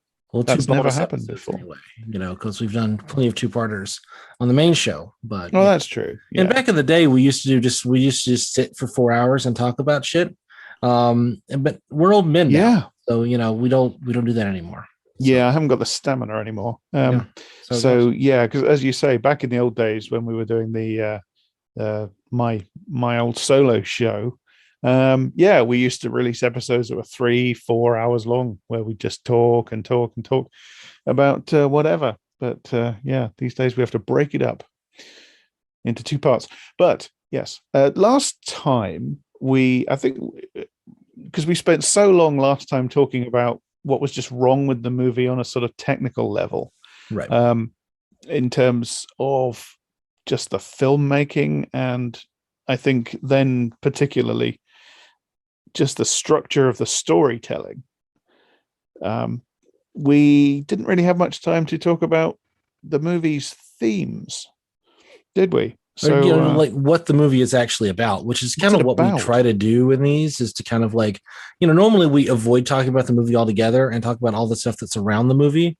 And this time I just had so many like things that I wanted to, pick at and barely scratched the surface. And yet we still spent almost 2 hours, at least in the raw recording, just talking about all the bullshit. And so now we get to come back and talk about the actual stuff that we would have done in the last episode, except I just needed to bitch for a while. That's what happened. Yeah. You need to get it out of your system. But there is so much just mechanically wrong with it that it needed to be picked out for a very long time. So yeah. And I feel like that's something that doesn't really get talked about a lot. I feel like people, like, unlike most of the movies that we cover here, people do kind of talk a little bit about the political implications of The Dark Knight, but like its status as this kind of like filmmaking masterpiece gets just accepted, as just true, right? Probably because Nolan just has that reputation. And I think that, I think that people could listen to that first episode that we did, or, episode 10, bonus 10, and kind of say like, yeah, you're nitpicking. Nolan's great. None of this really affects my feeling about Nolan's, expertise as a filmmaker or how I feel about his films. That's perfectly fine. But I think that's ultimately an aesthetic choice. And I think, we're allowed to have our kind of critical analysis of the kind of like basic building blocks of his filmmaking, because I think it does play into the political, blind spots as well. And I think we'll get into that here in a little bit. So. Sure. I mean, you could probably do something quite like what we did last time with a lot of movies. Yep. And I think The Dark Knight is unusually plagued. I think Nolan films generally are unusually plagued by those sorts of problems, but no, it's not unique. The problem, I think, with these movies is that they have this pomposity to them, and this air of announcing themselves as the serious version and the realistic version, and so it kind of like there is underlying all the quote unquote realism, etc., there is nonetheless an essential awareness of the comic book nature of what's going on in well, we talked recently about Iron Man. Iron Man is, it's a lot of it has a semi-comic, tongue-in-cheek tone, despite the fact that it's trying to present things like, rocket technology in your robot boots as being plausible, in some sort of real-world scenario. It's trying to present that as aesthetic in a sort of aesthetic strategy that makes you feel like you're looking at something that could kind of happen in the real world. That's very key to these sorts of movies. Now, even so, it's got this awareness on some level that it is a comic book movie. Whereas, as you say, like The Dark Knight, it wants to be taken as a gangster epic that happens to feature, Batman. I feel like those movies kind of want you to imagine that you're watching them in an alternate world where there's no long history of Batman as a comic character. It wants you to imagine like it's Batman is something they came up with for this series of gangster movies. Whereas, of course, all these comic book characters are so bizarre, so fundamentally bizarre, such fundamentally relics of previous eras, that they are, looked at with any degree of detachment. You can see that they are anachronistic relics that have carried through into our time and have had to be crowbarred into our modern dramatic and aesthetic sensibilities, I think. Yeah, I mean, Iron Man has a scene in which, I mean, like at the very beginning, there's an IED, in Afghanistan, like kills a bunch of soldiers, and Mhm. like pretty horrifyingly, realistic is a complicated term in these, but realistic ways. And then Tony Stark jumps out, is shot at, and then one of his bombs lands 3 feet next to him, and then it explodes. And the worst that happens to him is, the shrapnel in his body, and then like a few bruises. So Yeah, yeah, there's a ton of like weird, comic book physics happening. But Iron Man, despite its kind of approach as a it's trying to be kind of like pseudo realistic in terms of its uh, moral attitudes and in terms of its its politics, and certain aspects of it are certainly treated as realistic. That doesn't kind of carry over into the action scenes, which are much more kind of slapstick, funny, goofy. Even when we yeah. get into more kind of action heavy moments, it works on comic book logic. It isn't telling us, oh, this is a completely realistic rendition of this story, right? And even where there are kind of direct comparisons, like Iron Man, Tony Stark is presented as, I'm the boy genius sitting with like super high end IT, artificial intelligence in my personal lab, and everybody knows this about me. And like, I'm building this on my own because I'm the super genius, as opposed to, in The Dark Knight, we get sort of a similar setup, but it's meant to be treated as something, that Morgan Freeman is just kind of figuring out because he did R&D work for the military for a few years or something, Yeah, like, yeah. it's No, that's a perfect example of what I'm talking about, because in Iron Man it just says, yeah, he just invents it in his private lab because he's a genius, whereas in The Dark Knight you get it elaborately lampshaded, like it's Morgan Freeman is the only guy still working in the officially mothballed Wayne Enterprises military R&D department, which has loads of tech in the basement that nobody knows about, and that's how Batman gets his wonderful toys. Um, right. and that's convincing, apparently, according to the aesthetic sensibilities of these movies. That's more realistic. Right. Um, but that's kind of their fatal flaw, because they take place in a world where the Pentagon develops Kevlar suits, and there are such things as RICO cases, etc. But at the same time, once you actually take the sequence of events that you see as seriously as the films kind of ask you to, they're just blatantly ridiculous, even on a granular level of where people go and what they're doing and why. Right. I mean, the whole, again, not to reiterate it, but the whole logic is Yeah. that, Iron Man feels more realistic because it isn't trying to play by, the strict rules. It isn't asking us to treat this as, a kind of complete narrative. It's meant to kind of, it is the boy genius character. And, if, you know, again, it wouldn't take much to convince me. I mean, you could do the goofy version of Batman. You could do, I mean, obviously you could do that. The Adam West series is very much that. You could do the version in which Lucius Fox was, the 17-year-old boy genius who spent, 60 years being unrecognized, Mm-hmm. and has built all these things. And, like the entire military industrial apparatus is built on him for all that time.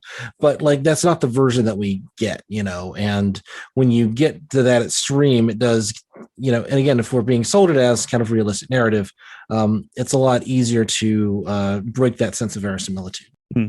But what we were, I think, going to try to do in this episode is talk about the themes Yep. of the film, and inevitably, as a result, we're going to end up talking about ideology. And this does actually fit into this, because realism and realistic and things like this are themselves ideological propositions. Right. When a film presents you with something and claims that this is realistic or more realistic than other versions, it's making essentially an ideological claim. And I think it's very interesting that the Nolan Batman movies ideas of what constitutes the realistic,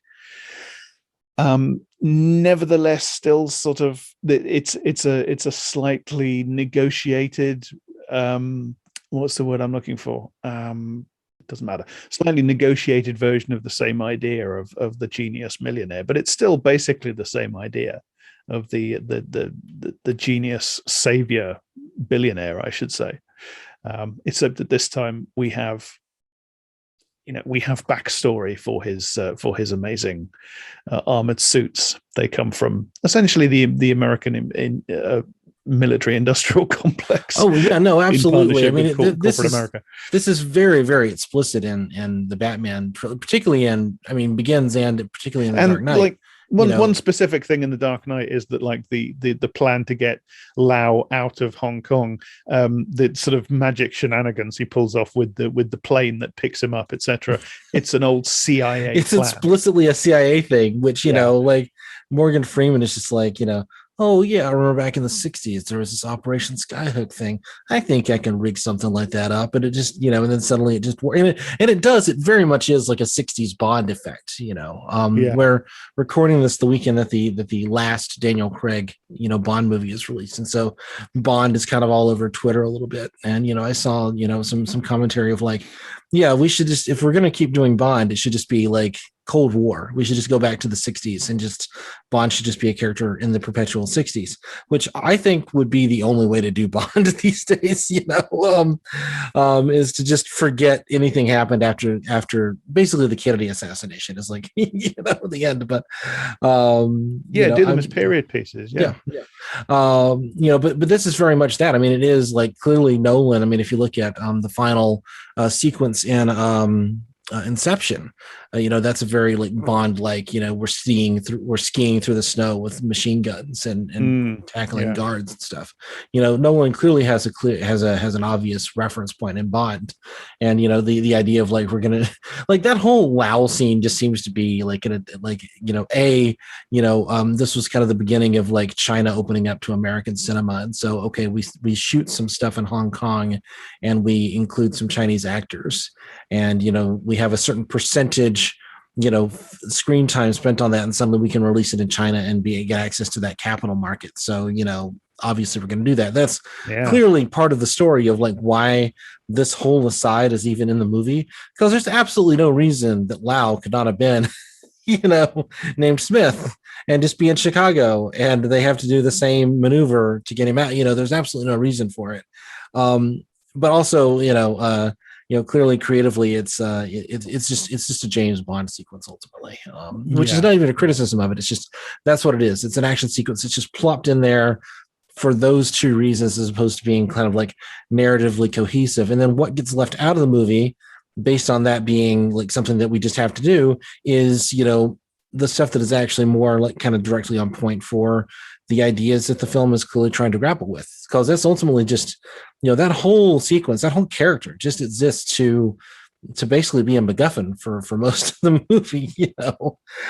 He doesn't do anything in particular for the movie, like as that character. No, not really.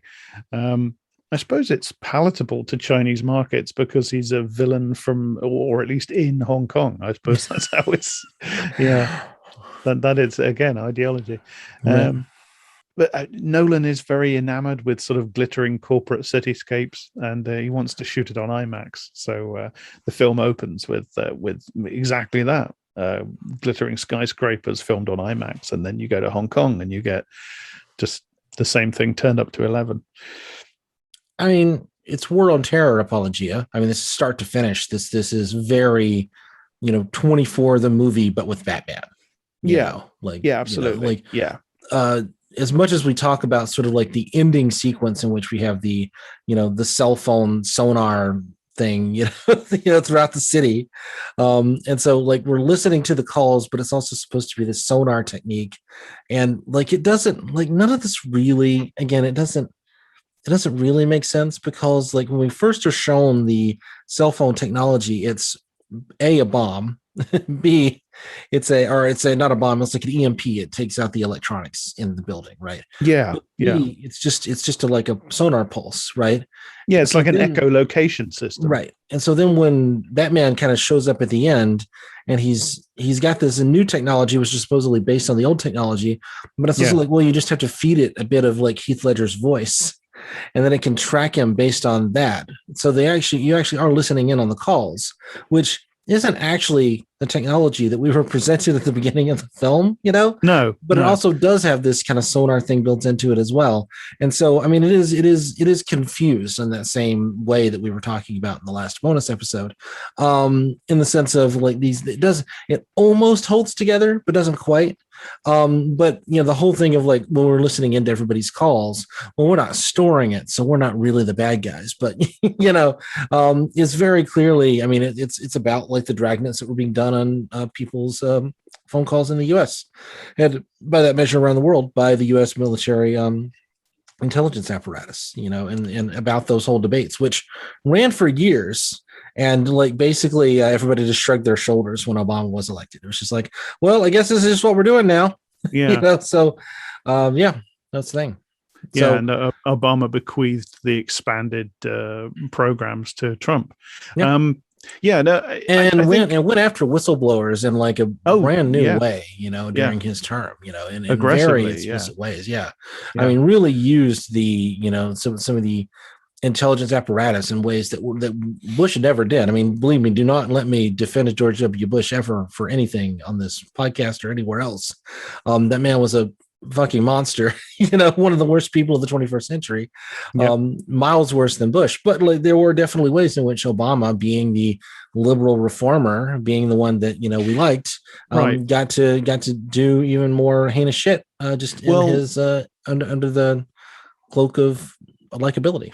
Yeah, sure. Well, this is kind of a way back into the film, because the plot and the concept is confused in the film, I think, because the ideology is confused. What the film is actually saying about this is confused.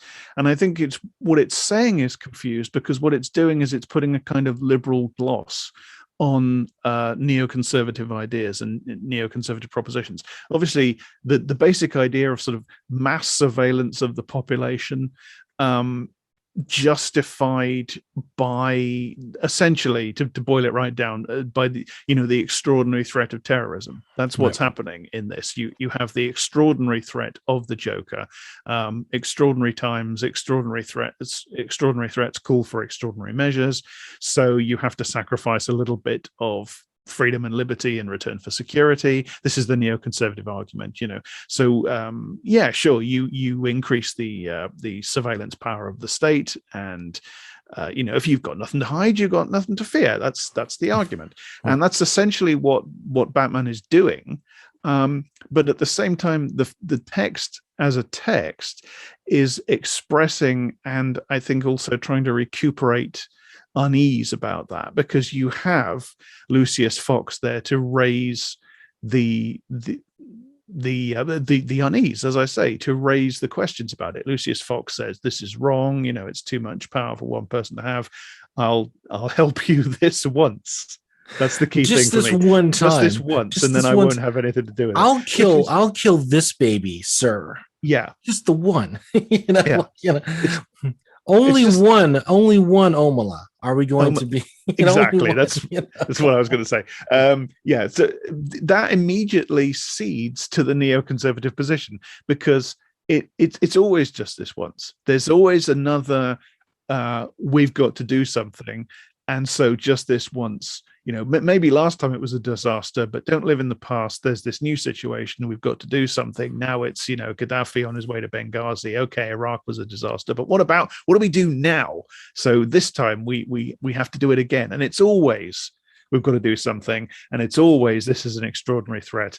And it's always just this once. This is the way in which you get, essentially, this is the way in which you get liberal interventionism ideologically. It's how you get liberal interventionism as a form of collaboration with neoconservatism, neoconservative imperialism. Or just straight imperialism. Yeah, sorry, you got there. But, so the film and I think what the film thinks it's doing, so to speak, is posing the question. It thinks it's being sort of nuanced and complex and just posing these knotty questions for people to ponder.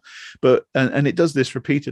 What it's actually doing is posing the question, and then without realizing that it's doing it, or at least without admitting that it's doing it, it's just answering it in favor of authoritarian power. Right. Well, and there's a there's a like kind of, I don't want to say hidden, but something that I'd like to pull on right here. There's always this idea that it's explicitly stated in the film, that Lucius Fox says, no man should have this power. I meant to say no person, but yeah, it's like no man. There's a clear gender thing that always goes underneath these things, right? Which we talked about a bit in the last one about Maggie Gyllenhaal being like just asked to do nothing effectively in the film, before being classically fridged, before being murdered, right? Yeah, no, but there's this thing of like no man should have this power, no man can be responsible with it. And Bruce Wayne says, well, that's why I gave it to you, Lucius, because the real men of character can do this properly and will know how to be limited in their use of it. And ultimately, this is not there. It's not a structural problem in that we are able to build these things and we choose to build them. And we have no accountability to anyone around us. It's, ultimately the problem with the Joker isn't that the Joker has the abilities that he does, or the problem with Batman is not that he has the abilities that he does. The problem is that Batman isn't good enough to exercise it properly. And the Joker is, evil and chaotic and, et cetera, et cetera. Like the issue is always like, if we put the power in the hands of the right individual, then that individual can then speak for everyone else around them and can exercise that even when the people will make the quote unquote wrong decision, right? And you get that kind of over and over again. There's this very briefly, the moment with Tiny Lister, who's the African American man, the convict in the ferry boat sequence, who comes up and if Tiny Lister is one of my favorite, like he's now deceased, but he's one of my favorite character actors.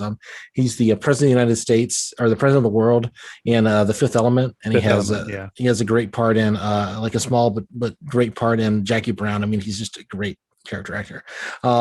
So like he shows up and he's like taller, a head taller than everyone around him, and he's this tough black criminal convict who's got tattoos and is clearly the super violent man. And you've got a minute before you've got to either blow the other boat up or else and then he says, I'm gonna do the thing you should have done 10 minutes ago. And he picks it up and he says, you can tell him I forced it off of you, with like 300 people surrounding them who can all testify, but you can tell them I forced you, whatever. And then he like throws it out of the boat. And so like the thing that we're supposed to get is like, this convict, he looked big and black and scary, but really we're not racist. He was a good man. Ultimately, he was a better man than the liberal elitists over on the other boat, who were very willing to, by a vote of about 3-1, were totally willing to blow up the convicts, right? But couldn't do it for the film is so sucking its own massive progressive cock there, isn't it? Absolutely. But the whole thing is like, despite what he looks like, it was he personally had the moral mettle to make the right decision, as opposed to acknowledging that the issue here is this sort of like systemic problem, and that these kinds of situations don't exist in real life in this way. And if they did, it would be because there was a structural issue that forced it to be this way. And ultimately, the way we solve the trolley problem is to not have the trolley have that capability, right? We enforce safety standards on the trolley tracks, like that's how we solve the problem. And like forcing us down the road of like having to make that decision, because ultimately both choices are bad, because like we're not thinking of it on a like systemic level. Sorry, again, not to get too deep and not to get too deep in my own ass on that, but like this is like kind of the fundamental thing that we run into over and over again in a lot of these movies. But I think it's very, very clear here that Aaron Eckhart, Harvey Dent is the great hero, and if he had just been able to be the DA, he could have solved all of these problems because he's the golden boy, et cetera, right? And the real tragedy of the film is that the Joker was so evil that he even managed to drag down this man of gold. And it's always about like, if you put the right person in charge, that's ultimately how you're going to solve large social problems. And this is very common in these things. I mean, I don't want to like tar only The Dark Knight does this, but it's very, very overt here. Yeah, absolutely. I mean, some things to come back to. Morgan Freeman the film really has its thumb on the scales casting Morgan Freeman, because it's Morgan Freeman and he's got that voice and he's got those eyes, the twinkly eyes, and etc. etc.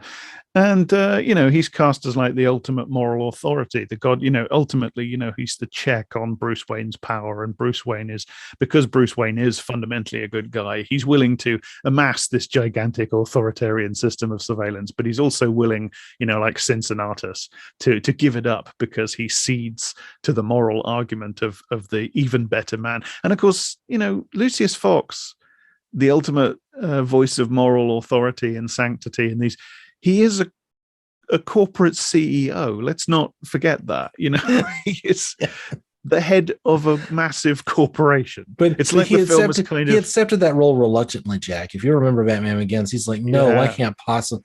I just want to sit in my lab and do the thing, It's the right person. You find the person that doesn't want the job and you get them to do the job, and then suddenly the system works beautifully. With the thing on the boats, you were saying, these situations don't exist in real life. And of course, situations like that don't exist in real life. But of course, over the last year or so, we have seen a situation where we, as a society, it hasn't been this stark and concentrated choice, like the choice that the Joker presents people with in the film. But we have been faced with a choice, about who do we prioritize. Yep. And, people in prison, which of course is fundamentally disproportionately people of color because of institutionalized racism and systematic race-based inequality, they were just basically left to die. COVID ran rampant through the prison system. And so, in the real world, there was none of this, fundamentally people are, decent and good, and they believe in good. And so, what happened in the end, and of course it's not down to people making moral decisions, it's about entrenched systems that don't, that they're hermetically sealed. There's no way in for most people to have any sort of effect on them. But in the real world, what happened was that entrenched and institutionalized system of structural violence just said, people in prison, you just die. You just Well, it's the same logic that the people that the liberals who got on the other ferry were saying. Look, they made their choice. They chose to rob and steal and murder, and so they deserve what they deserve what they get. And that's there's something. I don't want to say prophetic because it isn't really prophetic. It's just it's baseline observation. Ultimately, the question of Dent the good man. This is fascinating, because it's the film is obsessed with this idea of the right person. Bruce's whole outlook at the start of this film is, pretty soon I won't need to be Batman anymore, as if he needed to be. But pretty soon I won't need to do this anymore, because here's this guy, this golden, perfect, brave moral crusader who's going to sort the whole thing out. Harvey Dent. I believe in Harvey Dent. I believe in Harvey Dent, and this will mean I get to go have sex with Maggie Gyllenhaal again. That's that's very overtly what it's framed in a more kind of romanticized way, of like, but I don't know, like maybe it's because it's Christian Bale that I just really don't see the like, he just has the killer behind his eyes, and like I know that I'm supposed to believe that he's actually in love with Rachel Dawes and he wants to go off and have this life, but like there's no indication to me that he really wants to do it. And the film doesn't do anything with that. The film treats it as like completely surface level, one note, like legitimate, that he does actually want to go retire. Which it would be really interesting to do. So, this is something again in the third movie where it would be really interesting if you genuinely interrogated, Bruce Wayne's actual feelings and actual desires as opposed to what he says he wants, and they just don't do it. Right. It doesn't help that there's very little. I was going to say there's very little chemistry between Gyllenhaal and Bale, but there's nothing really on the page. To be honest, Gyllenhaal plays Rachel as pretty explicitly discouraging all the way through. She's being pretty clear that actually, Bruce, I'm kind of over you. And I think Christian Bale just sort of plays Bruce Wayne as, no, can't hear you, fingers in ears, la la la la la la. I mean, the one time that you get any kind of like real like emotion or kind of feeling between them is like right after he saves her life in the scene we talked about at the end of the last episode, where they've landed on this car and she gets this kind of little like flutter in her eyes or whatever, and you kind of get the sense of the a physical spark, at least. I mean, but there is no sense that she really wants to go and spend her life with this guy, whereas Not really, no. with Aaron Eckhart, with Harvey Dent, you get, there's a very real like banter they have. I mean, we kind of made fun of the, oh, you tackle the mob and you're scared of these rich assholes, kind of scenes. But there is a back and forth there. I was watching this and kind of thinking like Aaron Eckhart might not have been a bad choice to play Batman. I can sort of see him in that role a little bit, but yeah.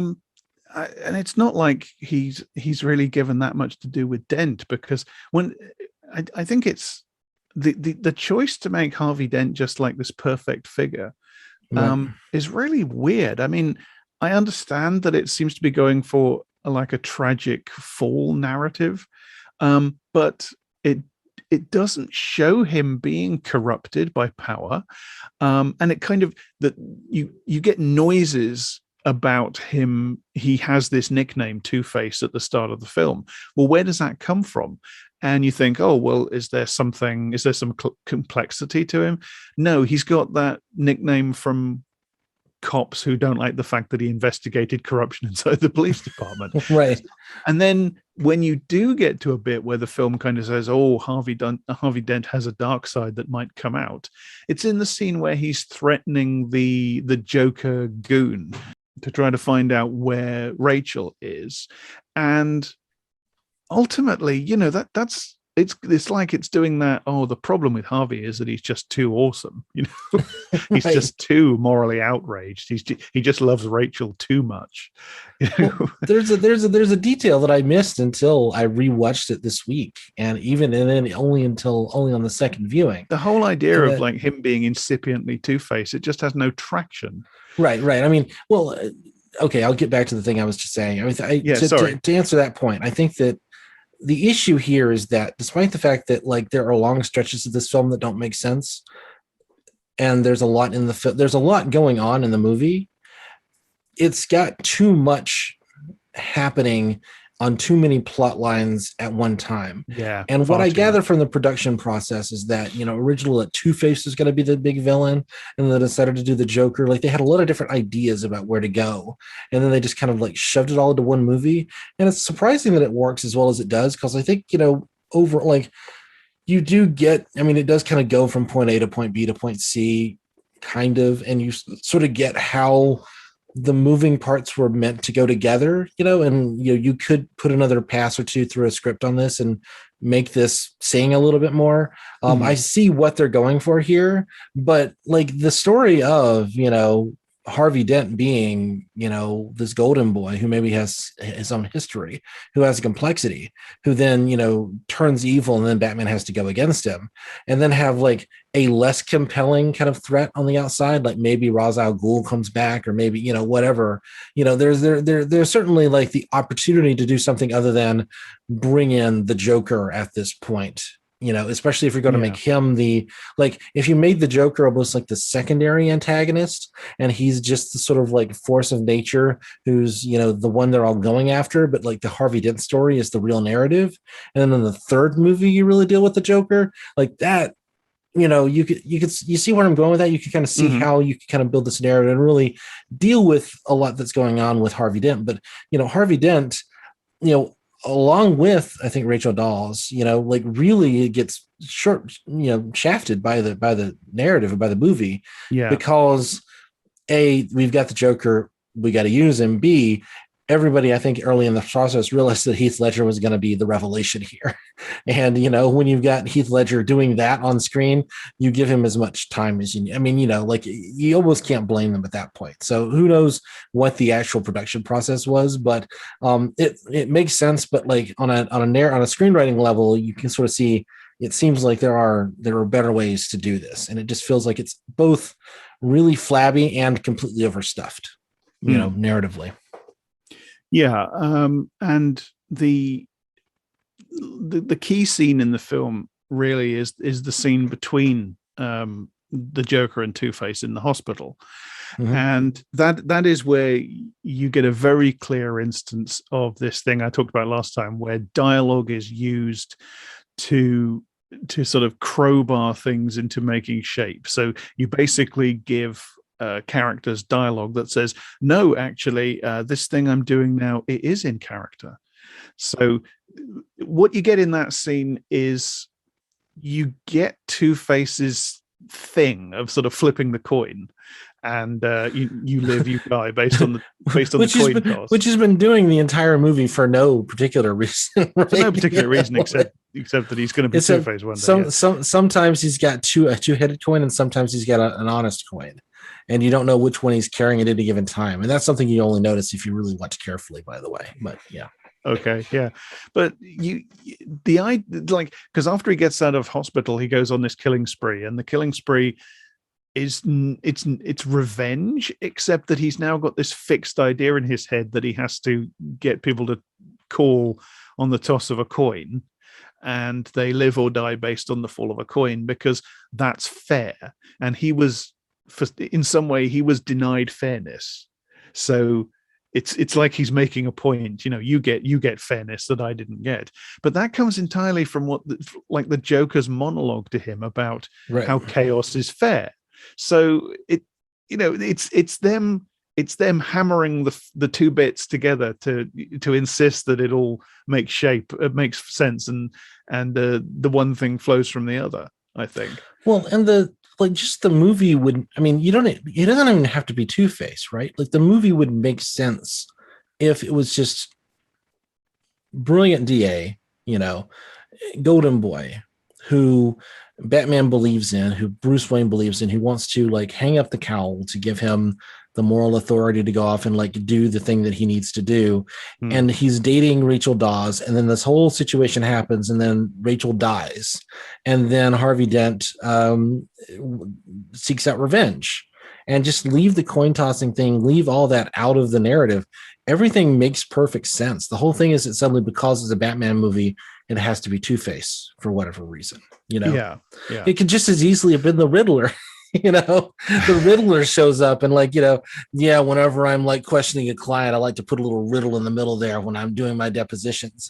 And then at the end, the Joker goes like, you just gotta keep him asking questions. And then he's like, what's red and white and red all over? A newspaper. Die.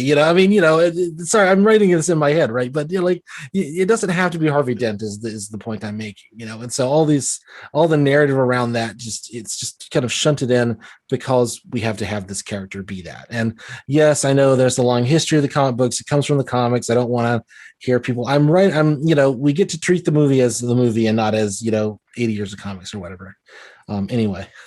Yeah, but there's the whole thing about realism as an ideology again, because these are the sorts of movies that deal with like the complexities of prosecuting the mafia, right? It's not like a movie where the mobsters are these grotesques in zoot suits with Tommy guns and shit like that.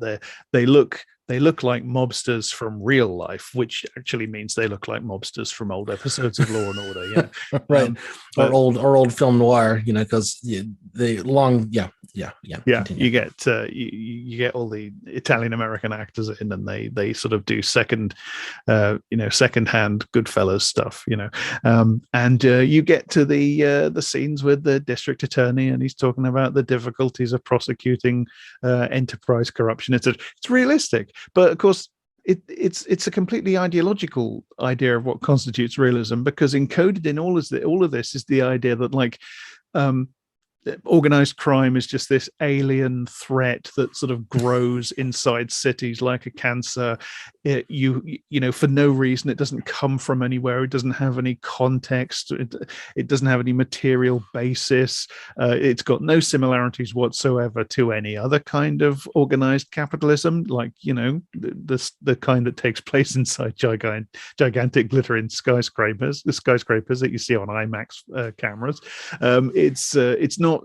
There's no establishment corruption with which it's linked.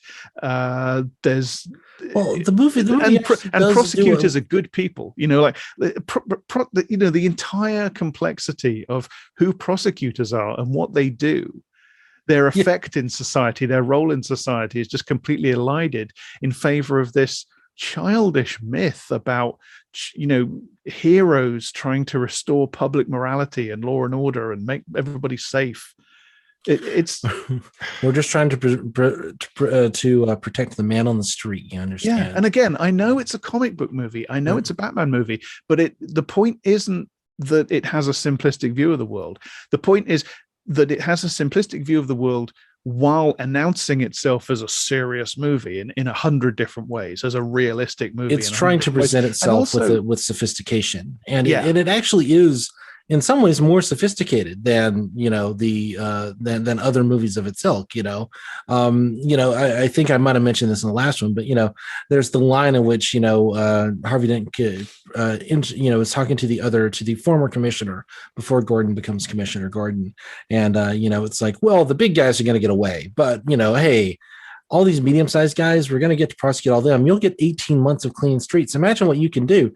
That is a much more realistic look at the nature of what these prosecutions are like than we're going to put these guys away for life in a plastic prison where you can't even break them out with mutant mind powers. This is it does have that slight hint of like something a little bit more sophisticated going on than you normally get out of these, but it's buried in a line of dialogue. It's not anything that's actually kind of acted upon. It doesn't have any larger knock-on effects in the narrative, and it's just weak sauce ultimately. And it covers stuff. It covers up the reality of what people like Harvey Dent actually do, which is sending poor people to prison for decades for breaking windows.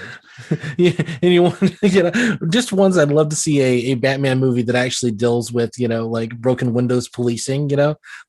No, we go after the small level guy. He broke a window. He jumped a turnstile, and it's just Batman chasing after turnstile jumpers while the Joker is off like burning the city down.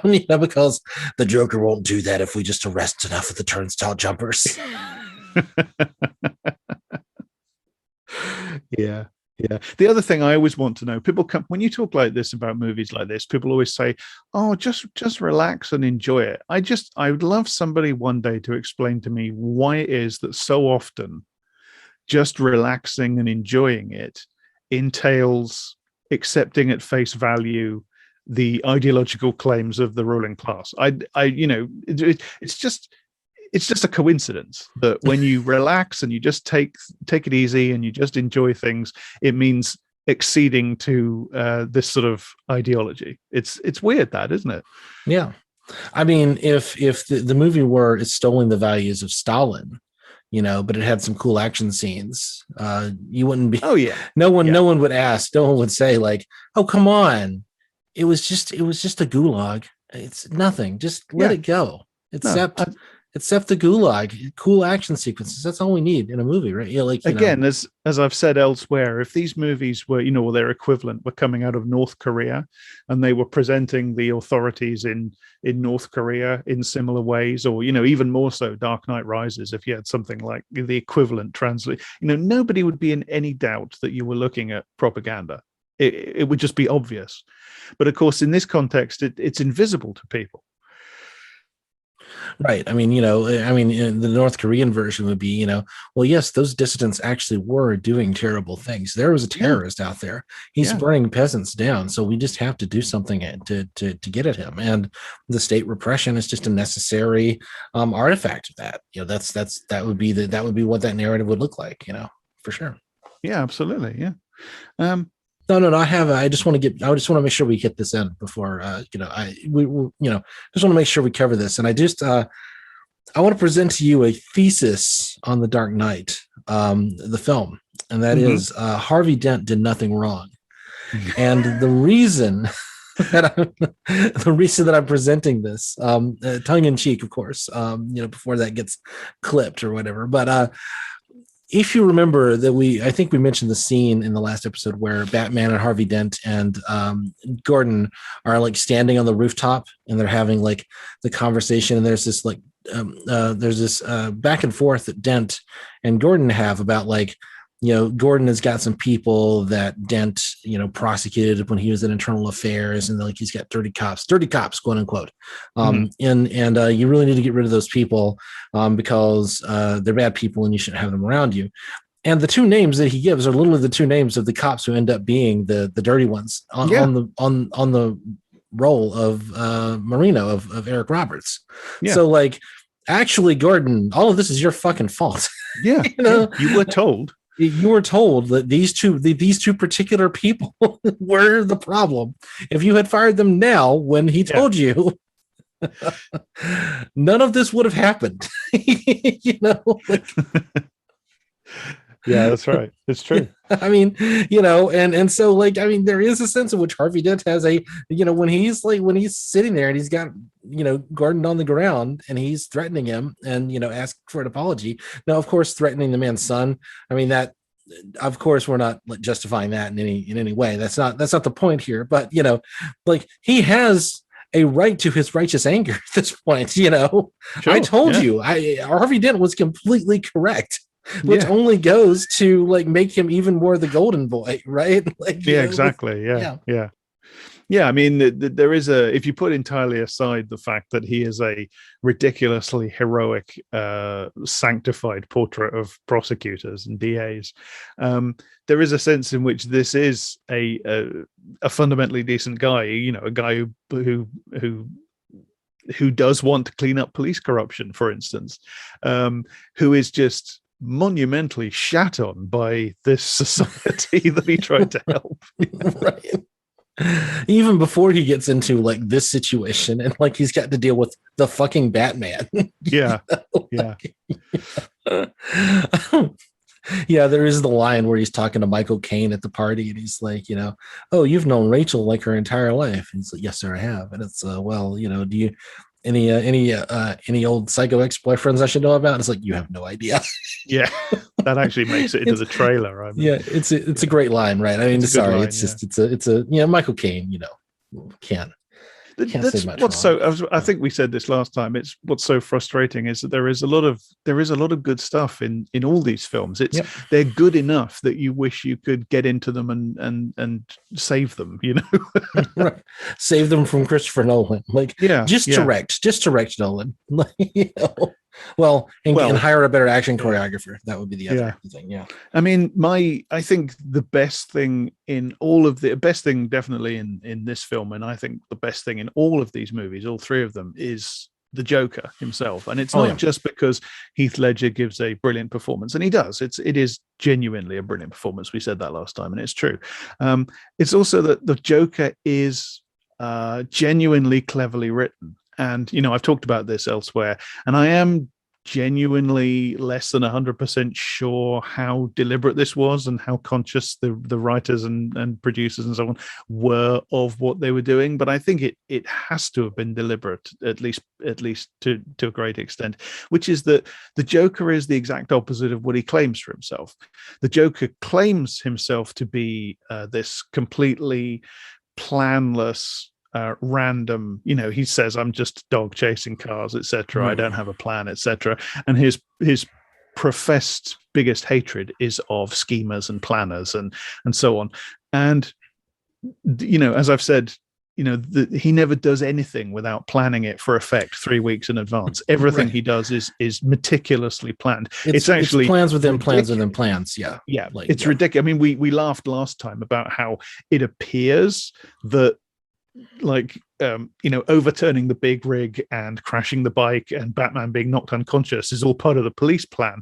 Well, by the same logic, it would appear that them doing that and the Joker fooling them into thinking that he's fallen for it is all part of his plan as well. Right. So then Batman is going to get knocked unconscious, and then I'm going to let the one guy go forward first, and he's going to get shocked, and I'm going to play a little game, and then Gordon's going to go up behind me, and then I end up in jail. And like, so and then you think like, okay, so assuming that's not true, then he's got how many minions are out there like executing how many different versions of plans that get like knocked into motion given like whatever. And so I was like, if I am captured at 6:23 p.m. on this day, execute this plan. If it's at 6:27, move across town and do the other one. Like, like it's got to be like to any degree of like taking this remotely seriously. That's the level of planning that has to be happening like at any given time, because the Joker is literally in jail. Like, he has no ability to communicate outside of himself at that point. And it's also like, where it's so much easier when you can just say like, well, then the Joker has supernatural powers. Like, he can communicate with his mind to his minions or whatever. Like, that would be the way you get out of it in a typical movie like this, right? You couldn't have anything like that in these Batman movies. You couldn't have anything like the magic resurrection pits, where people come back to life, which is in the comics, in these Batman movies, because these Batman movies are serious and realistic. Certainly Batman certainly couldn't climb out of it with a broken back. That's ridiculous. You couldn't possibly. No, but as you said last time, what's actually happening, of course, is that the characters have seen the script, which is a way of saying that the script is incredibly contrived. But the Joker plans everything he does. He is the biggest planner, and he projects that onto other people. So the idea, his own account of himself, which is that he's this ultimate anarchist, is untrue. He is the opposite of that.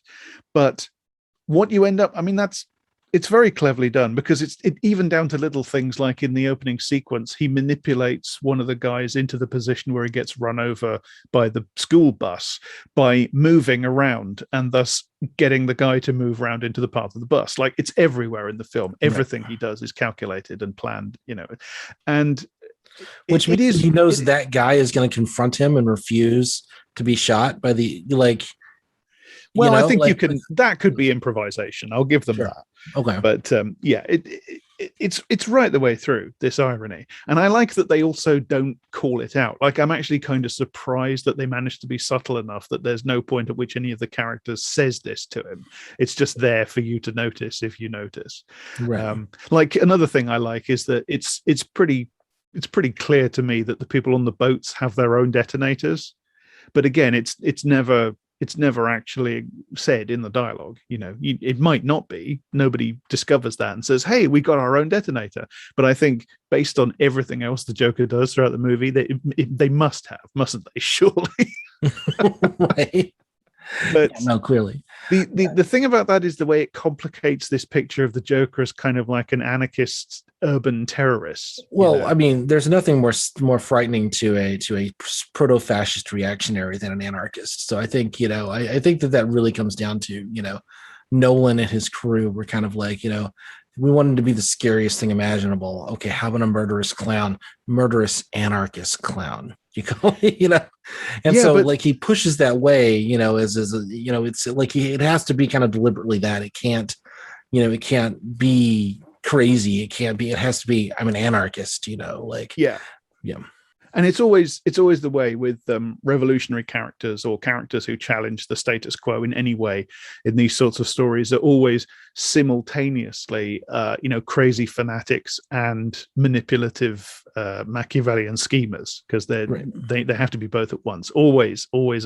Like, Bane is another example, and it's a very, very old literary trope. It goes back right the way back to the beginning of texts in class society. But the interesting thing is that what it makes the Joker look like to me, the text thinks of him as like the anarchist with the evil plan to overthrow the world and through bombs and terrorism, etc., which is a hair's breadth away from like being joined up with the Elders of Zion and all that in the traditional propaganda. Right. The anarchists are being funded by somebody, and we all know who that turns out to be.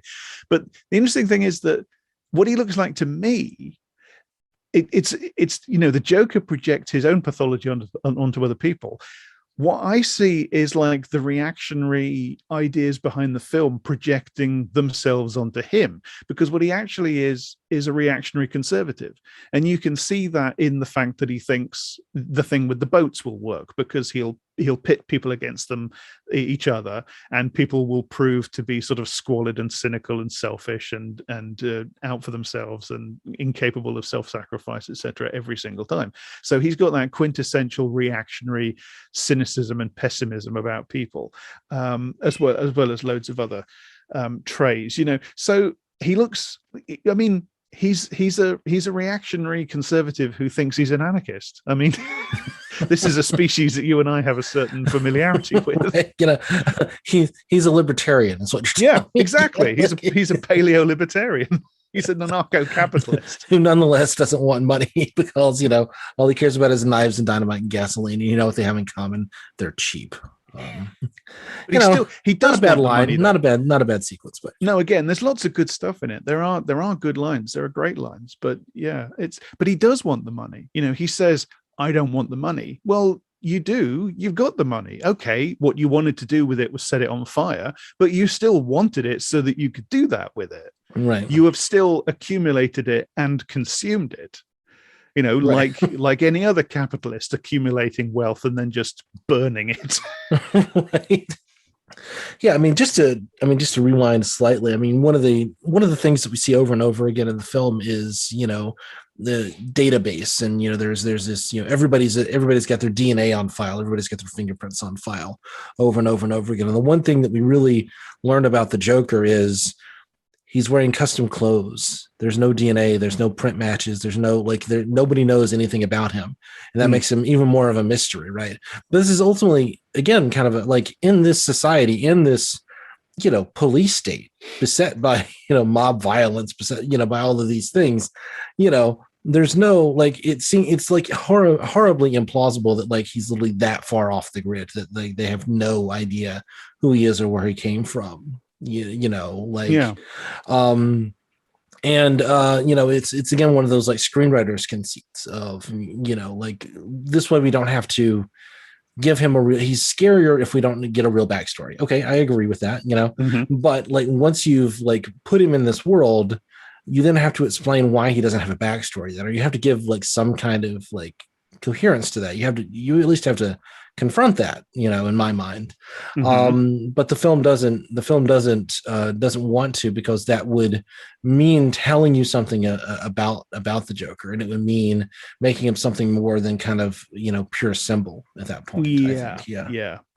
This is interesting, isn't it? Because it is in many ways it is dramatically more powerful to have him as just this creature, this sort of sui generis creature that emerges out of nowhere with no name and no backstory, and nobody knows who he is, etc.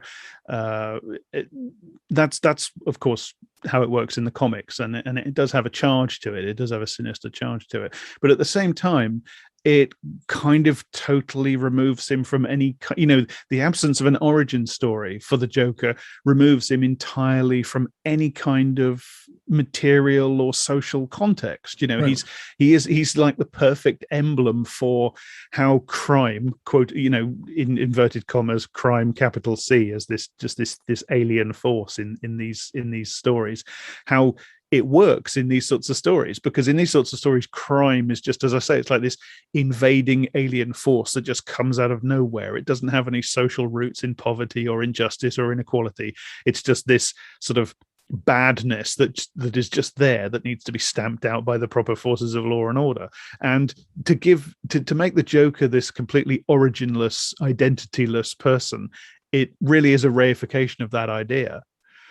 And it's, I think, as a reaction against that, you have the extreme reaction of then the Joker movie in 2019, the Joaquin Phoenix one, where you spend an entire movie saying, yeah, no, actually this stems from poverty and mental illness.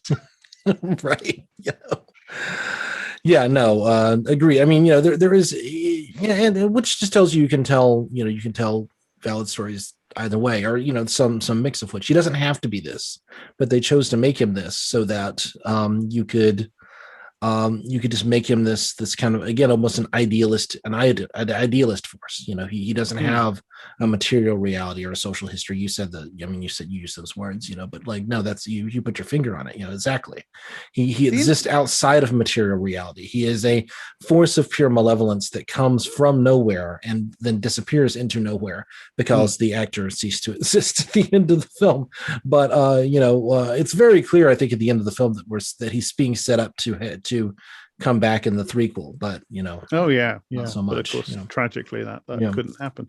The interesting thing is that again, and I kind of resent having to give this film any credit because so much about it annoys me, but it's kind of implying that he is the opposite of how he presents himself, because he presents himself as sort of this scruffy insurgent force from below, this force of destruction against established order. I mean, in the scene in the hospital, the famous speech about if a car full of soldiers get blown up or gang members get killed, nobody cares because it's all part of the plan. But I kill one little mayor and everybody loses. The famous speech, everybody loses their minds.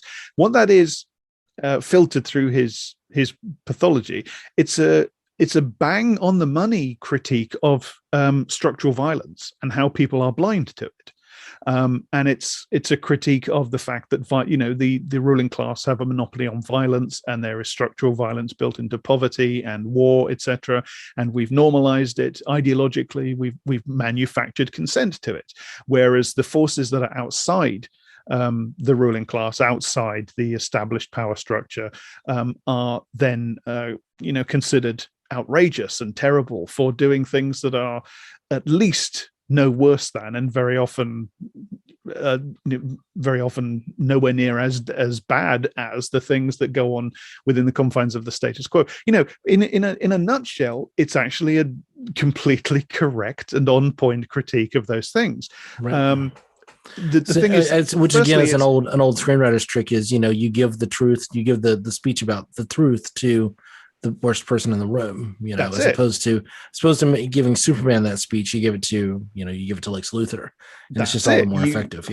You invalidate the critique by putting it in the mouth of a character who is just existentially evil beyond the pale. And of course, people will come back at this and say, well, he's not being sincere. Well, that doesn't help, because that's part of the representation. That's part of how the critique is invalidated. The person who mouths it is always insincere. Like Bane, the revolutionary politics that Bane espouses is invalidated by the fact that Bane is himself not sincere. He's not doing it sincerely. So that's not an excuse. That's not an excuse. That's part of the problem. Oh God, I've forgotten where I was going with this. That's part of how the Joker presents himself, as like this insurgent force, and it's part of how he's depicted as like an anarchist, urban terrorist, etc. And yet at the same time, kind of almost behind its own back, almost without realizing what it's doing, the film seems to be putting contrary notes in, because he's to say his clothes appear to be custom made. Well, that's something that wealthy people have. That's a sign of the bourgeoisie. That's a very nice suit. Yes, very, He's also like the one person in the movie, other than Maggie Gyllenhaal in the party, he's the one person allowed to wear color. Everyone else is wearing gray or black or some other very drab color.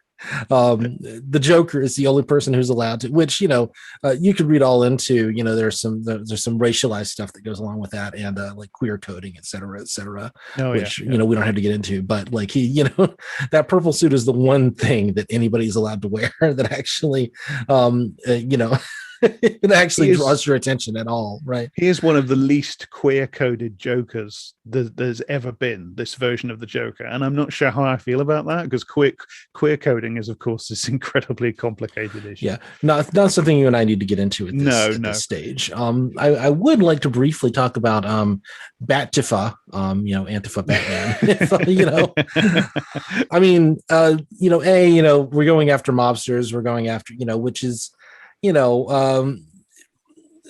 complicated within the realms of kind of political economy, because ultimately who cares if a bunch of mobsters start ripping off big banks? Like, let them fight each other. Fine with me. It's like, it's the people in the middle who get hurt. It's really the big problem. The big problem on my end.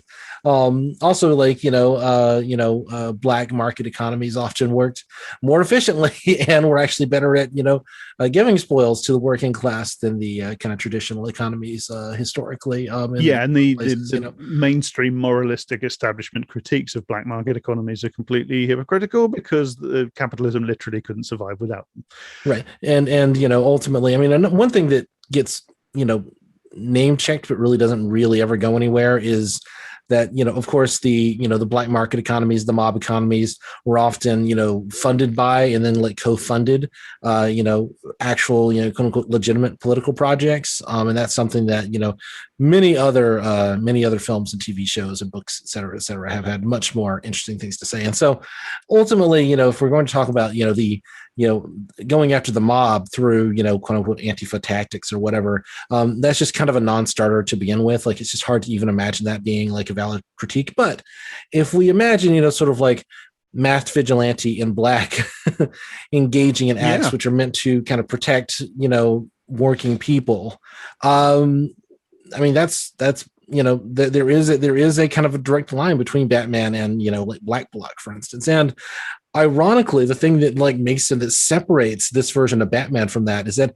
he actually has copycats who are going out there and doing his work, who are doing the work that he does, as imperfectly as they are, who are actually like putting their fucking asses on the line. Like at least two of these guys, at least one of these guys dies a terrible death at the hands of the Joker, trying to do the thing that Batman does. And Batman has no time for these guys whatsoever. No. And when like he's confronted with that fact, like very aptly, like, what's the difference between you and me?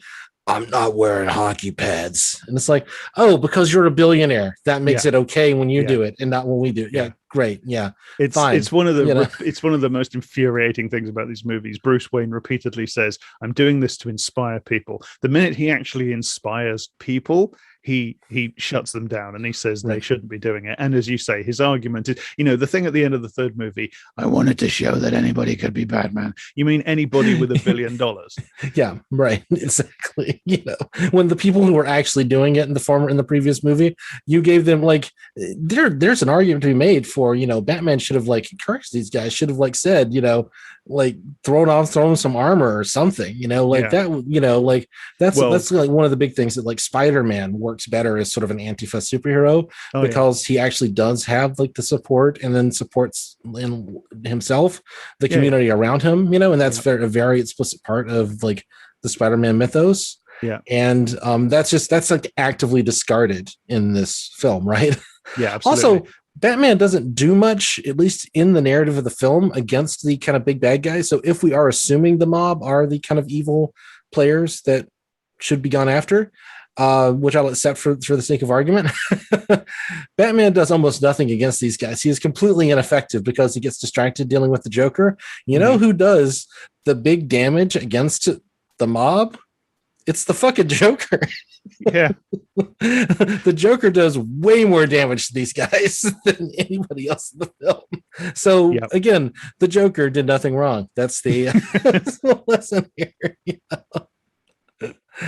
Sorry, I got him my contrary take there. Please, you had something intelligent to say, I'm sure. Please continue. No, that's I agree completely.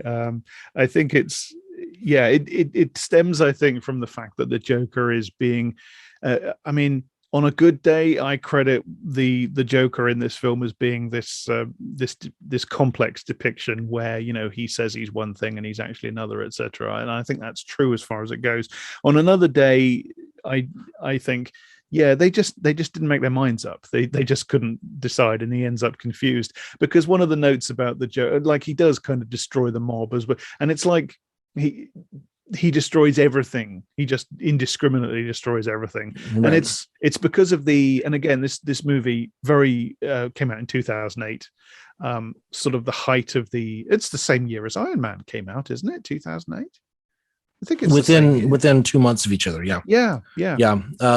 Iron Man was like May 8th or something, and this was end of July or like early July. It's like 2 months. So it's the same era that we talked about in the Iron Man bonus episode, which is the era where the war on terror is still going on. It's still kind of at its height, but the sheen is off and people are anxious about all sorts of things that have quote unquote gone wrong, So, and as a product of that moment, one of the words that sort of haunts this movie, I don't think anybody actually says it, but the word sort of, to me, runs through this movie like a stick of rock, is nihilism. I don't know if you remember, like back in the day, all the chatter about Islam, radical Islam, and why you had stuff like Al Qaeda, and why you had Bin Laden, and so on, and all that sort of stuff. The whole thing, one of the things anyway that people went on and on and on about, was that they were nihilistic. Like terrorism, Islamic terrorism was nihilistic. Right. Like, well, make your minds up. Are they doing it because they're medieval fanatics, or are they doing it because they literally have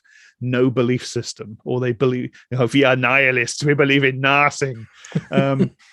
Pick one. It can't be both. So say what you will about the tenets of National Socialism. At least it's an ethos. At least it's an ethos. Yeah. But I think that's part of what goes into the Joker. The way they conceive of the Joker is that he's just completely nihilistic. So, like, he will attack anything. Literally anything. I think that's why he sort of burns the mob down as well as everything else. That he's just like this corrosive force of utter rejection, and it's like he rejects everything in the civilized Western world, So that's right. Another instance in which he is definitely an echo of the paranoid racist idea of Islamofascism and so on and so forth. Well, this is some men just want to watch the world burn. Exactly. Again, yeah. Exactly. So they don't use the word nihilism, but that's clearly, that's clearly explicated, I think, Exactly. And again, like the movie, regardless of how we have previously commented on how that makes no sense in the context of that particular narrative, it's clearly the lesson that the film wants us to take about the Joker. Oh yeah, that monologue from Alfred, that has real authority behind it. That is, because it's Alfred correcting Bruce. That's how we know that it's correct, because Bruce has an inaccurate, and it happens again in the third movie. Actually, Alfred has to come along and explain the baddie's real motivation to Bruce. Bruce thinks Bane is just a thug. Alfred comes along and says, no, he's a fanatic.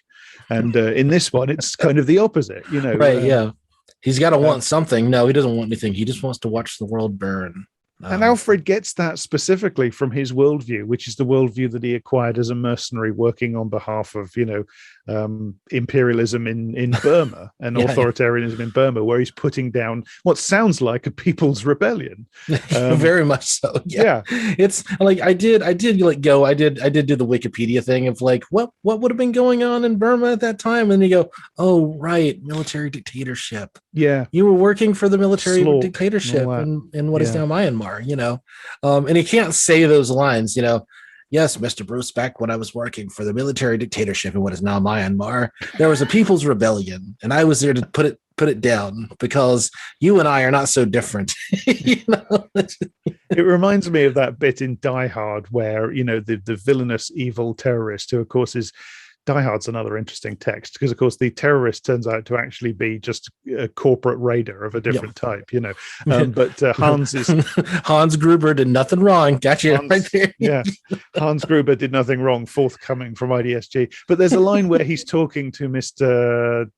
I can't remember the name of the character, but he's the CEO of the company that owns the it's the Yamamoto or something like that. It's a Japanese Nakatomi name. It's Nakatomi Plaza. Yeah, he's talking to Mr. Nakatomi. Whatever. And he says there's a model or something in the boardroom of this great big motorway or something or other. And the CEO says, "Is that what this is about? Our project in Indonesia?" And I'm like, "Oh, hang on a minute. I'm supposed to be worried about these terrorists here. You people are in business with General Suharto." Because responsible for literally the biggest genocide since the Second World War in East Timor. Right. Exactly. And of course, John McTiernan, another another director.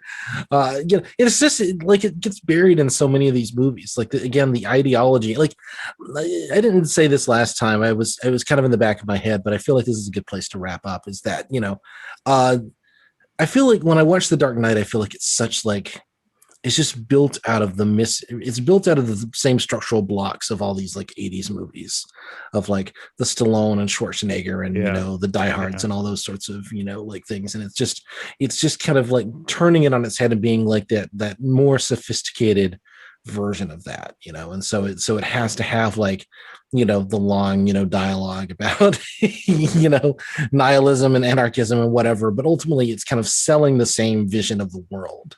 It hasn't fundamentally changed since the 80s, which is, it's which is weird that it is like kind of talking about, the war on terror. We didn't really get into that, but, like it's so on surface that, I'm glad we didn't spend a lot of time on it, but,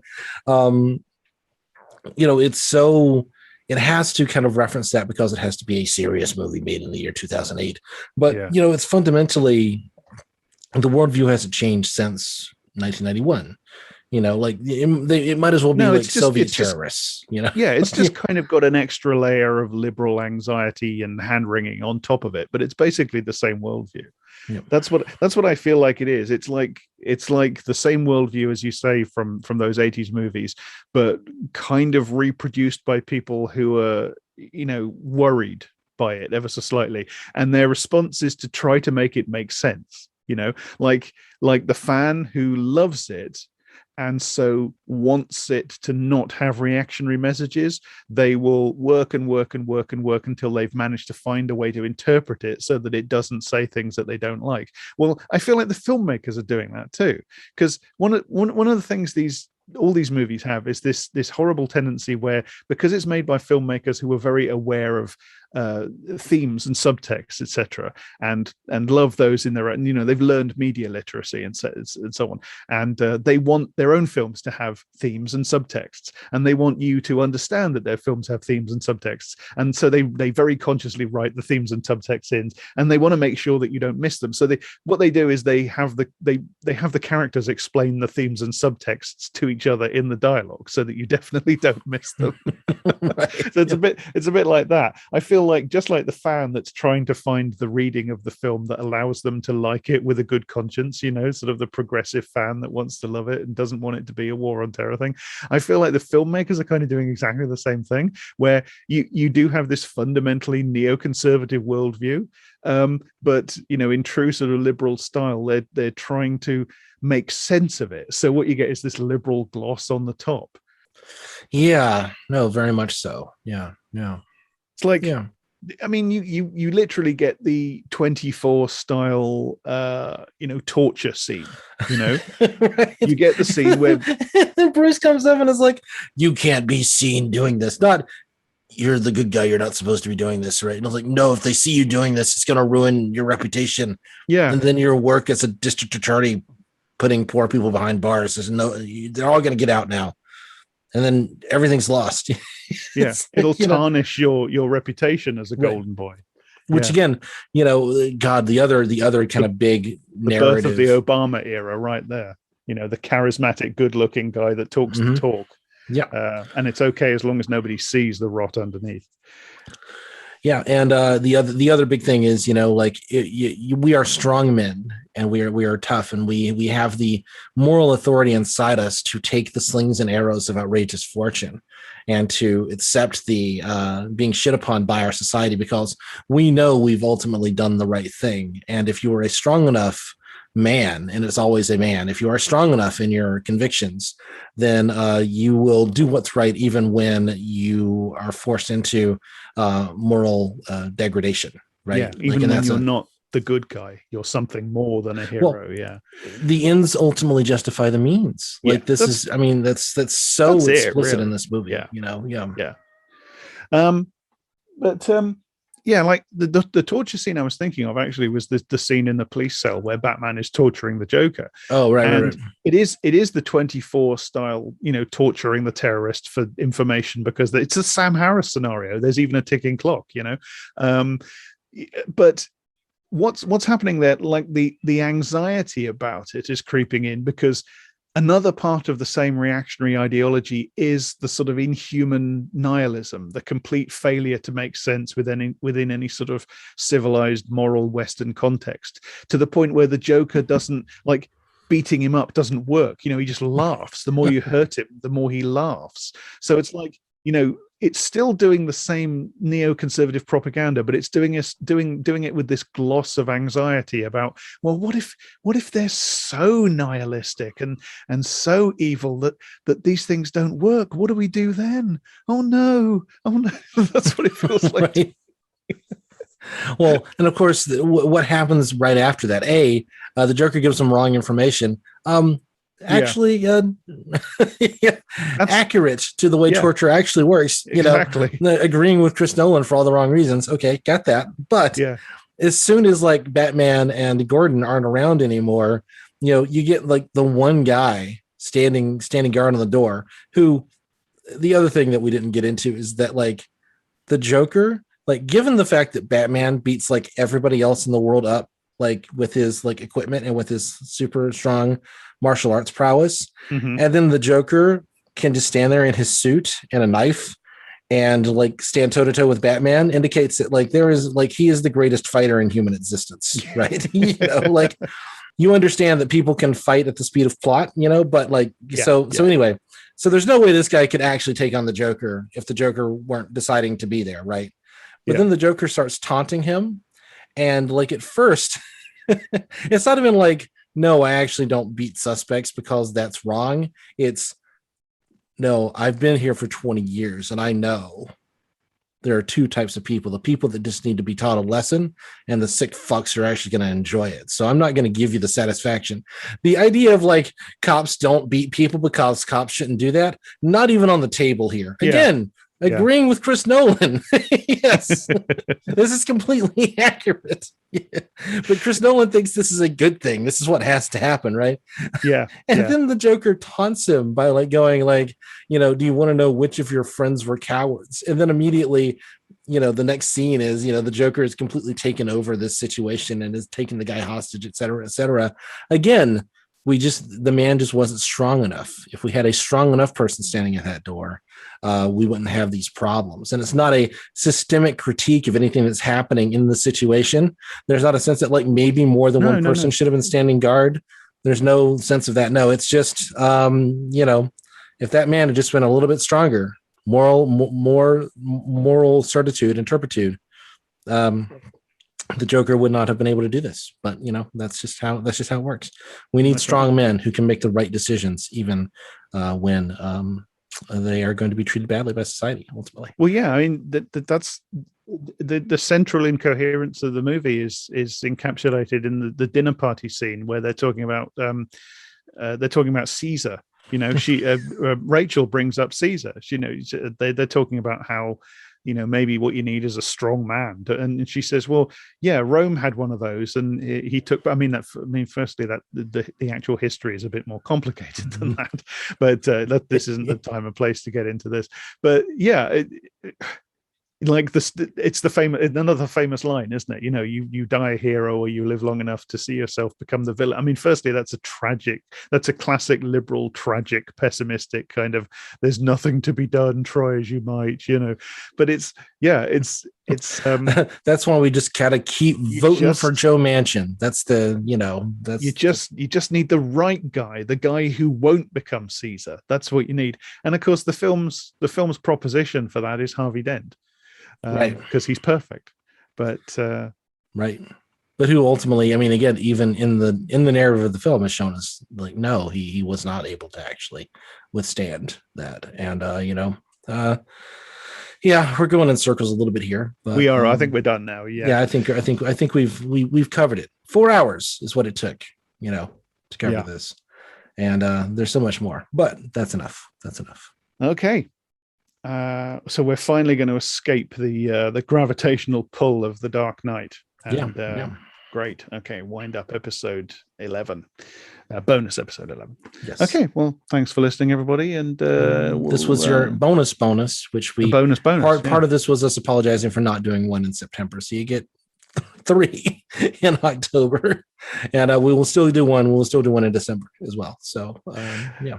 It's just this weird compulsion to talk about this, despite the fact that, we both sort of kind of didn't really want to, but we've got to say it. Once we were here, once we started. Once we were here and talking about it, we just had to keep doing. We had to keep going. That's just how it Absolutely. went. Yeah. I've now talked about this film for much, much longer than I ever should have done. So I'm hoping never have to talk about this. This is the end of me not only talking but thinking about The Dark Knight. So yeah, and it's the end of you listening to it, because it's the end of the episode, as I say. So cheers. See you back in the same place. Patrons, lovely patrons, for episode 12, which will be about something else. Yeah. Bye-bye. Bye. That was I Don't Speak German. Thanks for listening. If you enjoyed the show or found it useful, please spread the word. If you want to contact me, I'm @_Jack_Graham_. Daniel is @Daniel E. Harper, and the show's Twitter is @IDSGpod. If you want to help us make the show and stay 100% editorially independent, we both have Patreons. I Don't Speak German is hosted at idon'tspeakgerman.libsyn.com, and we're also on Apple Podcasts, SoundCloud, Spotify, Stitcher, and we show up in all podcast apps. This show is associated with Eruditorum Press, where you can find more details about it. The music was by Loon the Band.